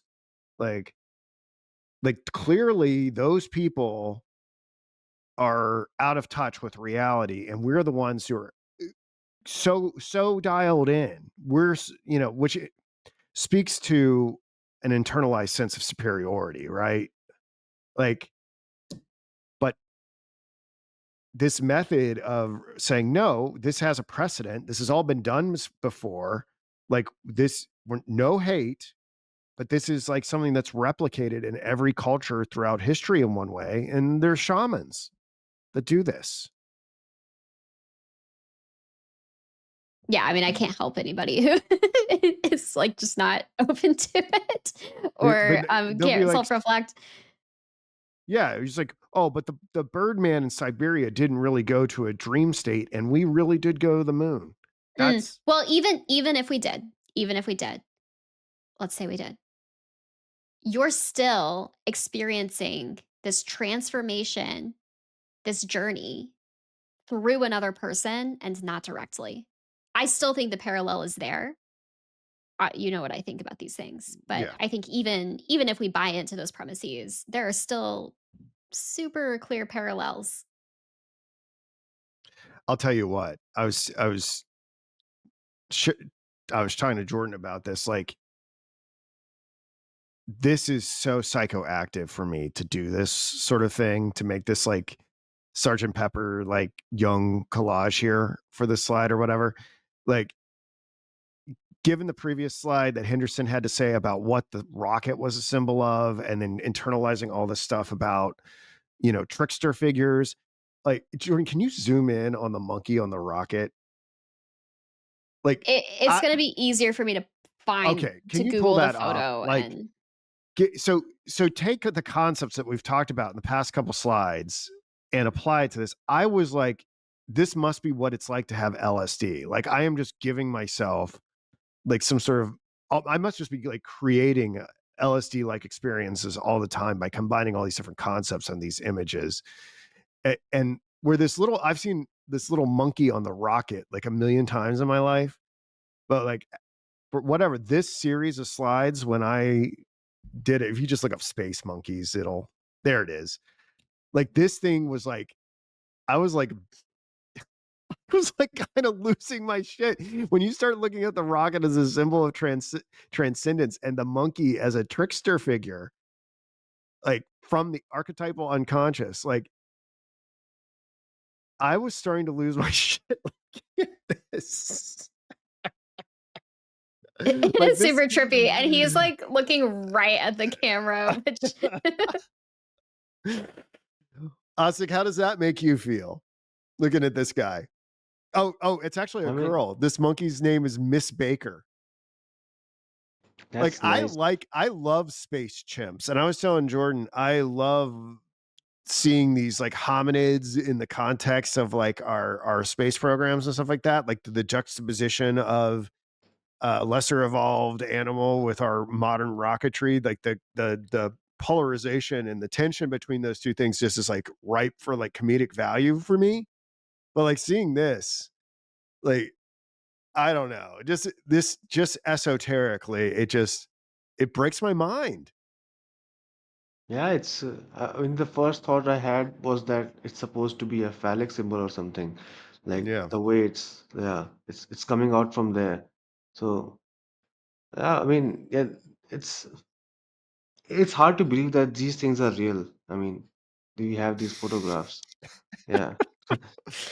Well, I'll tell you what. If I can get Jordan to show another one, I've been saving this. I don't know when we'll ever get to it. Jordan, can you pull up? It's either Ham or Enos coming back down to Earth with the apple. You know what I'm talking about? I showed it to her. So I've looked at this. There are these biblically named hominids that were shot into outer space prior to them sending men, and yeah, and I've looked at this, and I just love this from a comedic point of view forever. So it's called Ham, and I've seen this forever. Like this is Ham after he splashes down from a particular journey. I forget which one, but what and kind of seeing him as as Mercury, as this trickster figure. Um, the very first thing they do when he lands is they give him an apple, and I I lost my mind when I saw this, like because the apple is right, this symbol of like forbidden knowledge, right? Like the knowledge of good and evil, and he goes on this journey, and his reward is to the first thing. I didn't even know monkeys ate apples. I guess that makes sense that they do, but like and I'm not saying that this image is scripted to communicate something archetypally. I think just through psychoid factors that we looked at earlier, like this could be the collective unconscious intruding into it. This monkey goes to outer space and eats an apple. Like, what are we doing here? Like, this clearly summons up images of leaving the garden and the fall. I Yeah, I sound mean, insane. I sound so even insane. if this looks so good for a movie project. I mean, if you want to show it the movie, this would be a good montage scene where you're showing a preparation of this space program, and then showing a monkey. He's slowly eating an apple in slow motion, and it's like is this is a great scene for a movie. I mean, there's so many symbolisms, like appropriate symbolisms in this, and I really love that as a film nerd. So yeah. Well, it's like life is a movie, man. Like this is like a collective hallucination or dream sequence or something. Like what is when you start seeing these little monkeys on rockets and eating apples, like what are we talking about? And I've looked It's at these pictures a wonderful. million times. They finally jumped out at me, you know?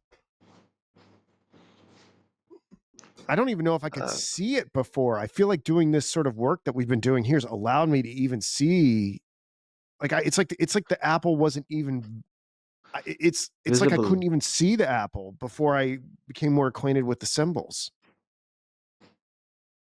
Yeah, I mean, it's crazy. That's what I should say. It's it's so rich with imagery and symbolism. It's a ripe ground for discussion and for, taking off to other places. It's a good Like thing. why not give him a banana? I don't Yeah. all right. All right. Why are the Beatles on Apple Records? Yeah, yeah. Why am I on an Apple computer? Like, yeah, it goes on and on. Okay. Oh, let's talk about got a little more on stuff on shamanism. Gosh, we are never going to talk about Jack and the Beanstalk. Nope. All right. So I got some quotes on shamanism that I want to just share real quick. And I don't how much time do you guys have? It's 5:53, or we've been at this for a little over 2 hours. How much time do we have? Um, 15 minutes. Is it All good right. with you? Yeah, let's do 15 minutes. Okay. Okay. So here are some assorted quotes. Let me just read those first. So this is Jung from Collective Works 9-1, Part 1, paragraph 457. Since all mythical figures correspond to inner psychic experience and originally sprang from them, it is not surprising to find certain phenomena in the field of parapsychology which remind us of the trickster. His universality is coextensive, so to speak, with that of shamanism, to which the whole phenomenology of spiritualism belongs. So that's just kind of further just nailing it down that there is some sort of shared um, role playing going on here with trickster symbolism and shamanism. And I mentioned earlier with the world tree, the climbing of the world tree. He says in Collective Works 13, the shaman climbs the magic tree in order to find his true self in the upper world. So that kind of feeds into this Jack and the Beanstalk thing, the climbing the tree of life thing that we've been talking about. And here, this is just totally mind blowing. We've talked about cartoons and their role. I think we talked about like Looney Tunes maybe last week. I forget what we were talking about, but one of the things that's so interesting to me in the Apollo missions, they wore these headsets, and you can see they're called Snoopy ears or Snoopy caps. So when they put the headset on, it kind of made the astronaut look like the Snoopy dog from the Peanuts cartoons. And what's even like crazier, I believe it was like Apollo 10. I'm not sure. I should have put this in there, but like they even like named like the command module or the lunar lander after Peanuts characters. There's this whole like I forget if it was Apollo 9 or Apollo 10. It was one of the pre-moon landing ones where they wrap themselves kind of this cartoon imagery of Peanuts. But again, we have arguably you could have like you could I hate saying this stuff because it makes you look so crazy. You kind of see like the astronauts dressing up in like an animal spirit, kind of like what shamans do. And I've got Neil next to here. Like here's a shaman beating a drum with like with antlers on. Is that so far away from what we're looking at here? And something I think that might be of interest to Jordan, we've talked about this a little bit, is how interesting it is that like a matter of like 2 or 3 weeks after Apollo 11 was Woodstock. And I think something the reason why I even include that here is that when I think about Woodstock, I think about something very Dionysian. I think about something um, about the collective sort of plunge into a spiritual moment of ecstasy. And it reminded me of like Nietzsche's The Birth of Tragedy. And we have these two like competing impulses of the Apollonian and the Dionysian going back and forth. And it's so interesting. You have the Apollo program and a Dionysian event happening at relatively the same time. And I thought about that in regards to shamanism. Jung says in his letters, volume 2, page 331, it should be noted that music is a primitive means of putting people into a state of frenzy. One is only to think of drumming at the dances of shamans and medicine men, or of the flute playing at the Dionysian orgies. And, you know, were these events connected or disconnected? They certainly, on the timeline, get grouped together, but it's like almost like, did they work together in some way to perhaps cement that shamanic journey? I mean, think of the drum solos at Woodstock. I don't know. I mean, Maybe yeah, not. I don't know. I'm just talking. I don't know. Am I allowed to talk on here? I don't I mean, it's a good thing that you pointed out that Woodstock It's being held a few weeks later. I think, I mean, I don't want to say that they're intentionally doing it, but like if I was intentionally doing it and I'm doing this great Apollo mission, then I think, oh, let the people have a party, let them lose out, like let it all hang out for a few minutes. That's what I would think. I mean, the Snoopy thing that you pointed out, I was aware of the Snoopy thing, and then I had seen the photographs of astronauts actually like patting Snoopy as they like enter their spaceship, Ye- you know, to leave, yeah, you keep talking. I'm patting going to Snoopy. find some images. Yeah. So I think about if you're talking about Snoopy, what is Snoopy actually doing? What does Snoopy do? He imagines himself as fighting the Red Baron, and what he does, he just sits around on his uh, dog kennel, and then he imagines that he's flying. So if you're talking about astronauts flying, so that's the Snoopy symbolism. If you're gonna like incorporate that, like, and Snoopy is also like to snoop to like, to infiltrate an organization or, like snooping on a secret, things like that. So I think about that. I That's even saw good. the Snoopy thing in Full Metal Jacket in their Yeah. information room. There's a Snoopy there. So, and that information room, it's supposedly its function is to like spread this disinformation and change the narrative. That's what they're doing there. So it's like, why is Snoopy there? So maybe he's trying to point out, like, okay, the Snoopy association, someone might run with it and then connect it to its rightful place that is here with the astronauts. Yeah. Jordan, can you pull up that second link to in the chat? I think it was they really did this whole imagery connection between the two. I don't know if she's got it, but yeah, I think this is the image you're talking about. I mean, it's crazy how much they married themselves to this particular cartoon. And it's like the dog became a kind of totem. And I can see someone saying, being like, Luke, you are taking this way too seriously. You are you've lost the plot. I understand. I understand. You should consider that idea about, them Snoopy fighting imaginary people while flying, I think. Yeah, yeah, like he's like the Red Baron, right? Like he imagines himself as like the Red Baron flying, right? Like he's like he dreams. Yeah, that kind of gets into this idea of the soul Fighting the Red wandering Baron. yeah, oh yeah, fighting the Red Baron. Doesn't he like it doesn't it occur in like a dream state? Like he falls asleep on top of his dog house and he's like dreaming and he's in the dream he's fighting the Red Baron, right?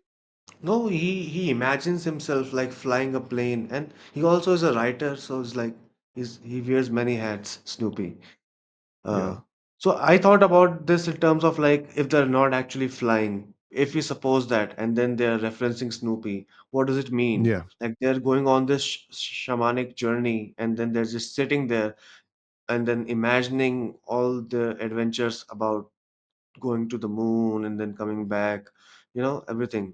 So I'm thinking about it in those terms. It's like Yeah. if we suppose that they actually did not go, and why would they like reference Snoopy so many times? There's no reason to. I mean, it's like it's there's I think they snicker with this thing, like they're snickering to themselves, like, look at this. I'm gonna like put it up here. Maybe I don't know. I don't see this is the thing is like we talked about this last time. I think that like when we looked at the religious experience of the Apollo astronauts, like I think they're I think they're telling the truth. Like and they all have these like the like the over what was it called, like the overview effect or whatever, where they feel this great sense of transcendence and oneness with everything. You know, it's between them and God where they think they went, but it seems like they think they went on something like a shamanic journey. Like they had like the majority of them had some sort of religious experience in outer space to varying degrees of magnitude. I I don't I don't think they thought they were. I'm giving them the benefit of the doubt. Some of them seem sincere. Yeah, they could be. I'm just speculating here. Maybe. Yeah, I hear you. I hear you. I just want to stay I away mean, from. even why would they even have white costumes? Like, do you think were there any alternative colored costumes before that? Because in 2001 Space Yeah, Odyssey, he has like different colored costumes. Like, why are they yeah. always Well, white? the Mercury program, they're silver, and I want to talk about that at some point. It's like, let me get this straight. Like, the spacesuits for the Mercury program are silver. You mean like Quicksilver, like Mercury, like with the silvery sort of appearance? And it's the justification for it is sciency, like something about reflecting radiation or something like that. Whatever. And I think a similar sort of idea is used here in more modern times. I think like for the shuttle missions and stuff like that, they switched to like orange. So like orange became a big spacesuit color in like the 80s and 90s and 2000s. I guess they're back to white now, but the justification's always been about like outer space radiation or something. Jordan, what do you think about? I want to get your thoughts on the whole Woodstock, the Apollonian Dionysian tension between these events. Mm, And we can go back to the slide just to ground yeah, it. I thought it was really interesting, like the Snoopy Woodstock connection. As a kid, I always thought it was such a weird name. Like I really struggled to remember Oh, I didn't even think about that. His friends, the bird is named Woodstock, right? the Like the little bird. yellow bird is named Yes. Woodstock. Yes. Oh my Yes. gosh. So the idea that these are like they're not twins, right? But like coupled and you Woodstock is always with Snoopy. That's right. Like and maybe I'm wrong, Ugh. but like you don't really there's not like I don't know. It's very firm in my memory because we would do like derby car races. We'd make like these cars, and one year we made it like Snoopy with Woodstock on. Like the car was like the top of the doghouse that they were on. And they're like anyway. Um so it's like super super etched into my memory hard drive. Yeah, Woodstock is the little yellow bird, the little kind of Tweety bird. Well, that kind of makes it tighter, doesn't it? It does. It does. And this morning I was reading more of the Tavistock Institute book and yeah, I think you know my perspective. Like the idea that both of these events coincided so closely together that and even like an Aquarian exposition on Yeah. this poster. And I'm starting to explore, oh wow, like the concept of the Aquarian age, whether there's truth to it or not, different issue. However, this concept was totally seeded into the public as a countercultural movement and is the basis of what a lot of the like new age movement in the Western world is today. It's, just another one of those programs to put out there is something for everybody. There's a flavor for everybody, whatever you want to do. And you're seeing it play out right now with a lot of the UFO stuff. I'm sure some people have had genuine experiences of things, but a lot of what we're seeing, from my view, is just propaganda that people don't even know that they're reiterating. But yeah, an Aquarian exposition stands out to me right now because I've been looking into that and the Woodstock Snoopy connection. Well, what's interesting, you mentioned that, is that, and I haven't even had a chance to go into this, but if you can bring up this link right here, Yeah. I think it was the lander, the Apollo 13 lander that did not land, which I think symbolically is like super important, was called Aquarius. Hmm. Yeah. All of this was being seeded at the same time.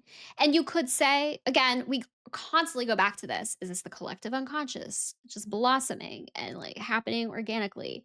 Are these symbols being used in a hijacked manner to try to manipulate masses? Maybe a mix of everything. But yes, this concept of the Aquarian age, you see pushed. in all these places. That's so significant that because I wanted to talk about Apollo 13 here a little bit. Like, I want to do we have time to do like a lightning round here? Can I? Oh, man. And the comic itself is not significant. I haven't had time to read it, but yeah, they're always All right. hanging out on top of his little spaceship together. Maybe we'll say it's so late where Aastik is. I Very know. cool. All right, look, let's just cover 2 Jack and the Beanstalk things real quick and call it a day. Let's go to 324. Okay. I just want to correct an error. I said I was led astray by the grok, and this was from, I don't know, 3 or 4 episodes ago. Marie von Franz. I said that Marie von Franz in this volume 2, the collected works, talks about the Jack and the Beanstalk symbolism. She, as far as I know, she does not. She may at some point. They are still putting out these lectures from the 50s and 60s, but let's not hold our breath here. Although that's not to say that other people who are interested in Jungian psychology have not talked about um, Jack and the Beanstalk. They're just 2 good resources here. This Jungian Life is a fantastic podcast. They do a whole breakdown of Jack and the Beanstalk, when magic calls us unto life. And I want to thank, I forget this guy's name, but he's you can see over here, I have the little AI summarization. He's the one that brought up the idea of the Beanstalk connecting to the Axis Mundi. And I had been playing around with it in terms of transcendence or whatever, but he put that label on it for me, and I want to give him credit. And here's another interesting resource, a Jungian analysis of Jack and the Beanstalk. So many people, if you can go to the next slide, Jordan. This slide right here. Did you show this before already? But yeah, these are the 2 resources that I would direct people towards if they did want to correct my error where I said von Franz had talked about it. As far as I know, she had not, but these are 2 resources where it is talked about. And we will get to Jack and the Beanstalk and Apollo 13 and everything else eventually. But I mean, look, we're at 2 hours and 22 minutes. These just keep getting longer and longer. Next week, we're going to talk about shadows and shades and things like that. I think we're probably going to talk about the shadow archetype in connection to Frazer, talking about the shade. It seems like a natural, synergistic place to go with it. And we'll, they just keep stockpiling information. So anyway, thanks guys for coming today. We'll let Aastik get some sleep. Thanks, guys. Bye. Good night. Good.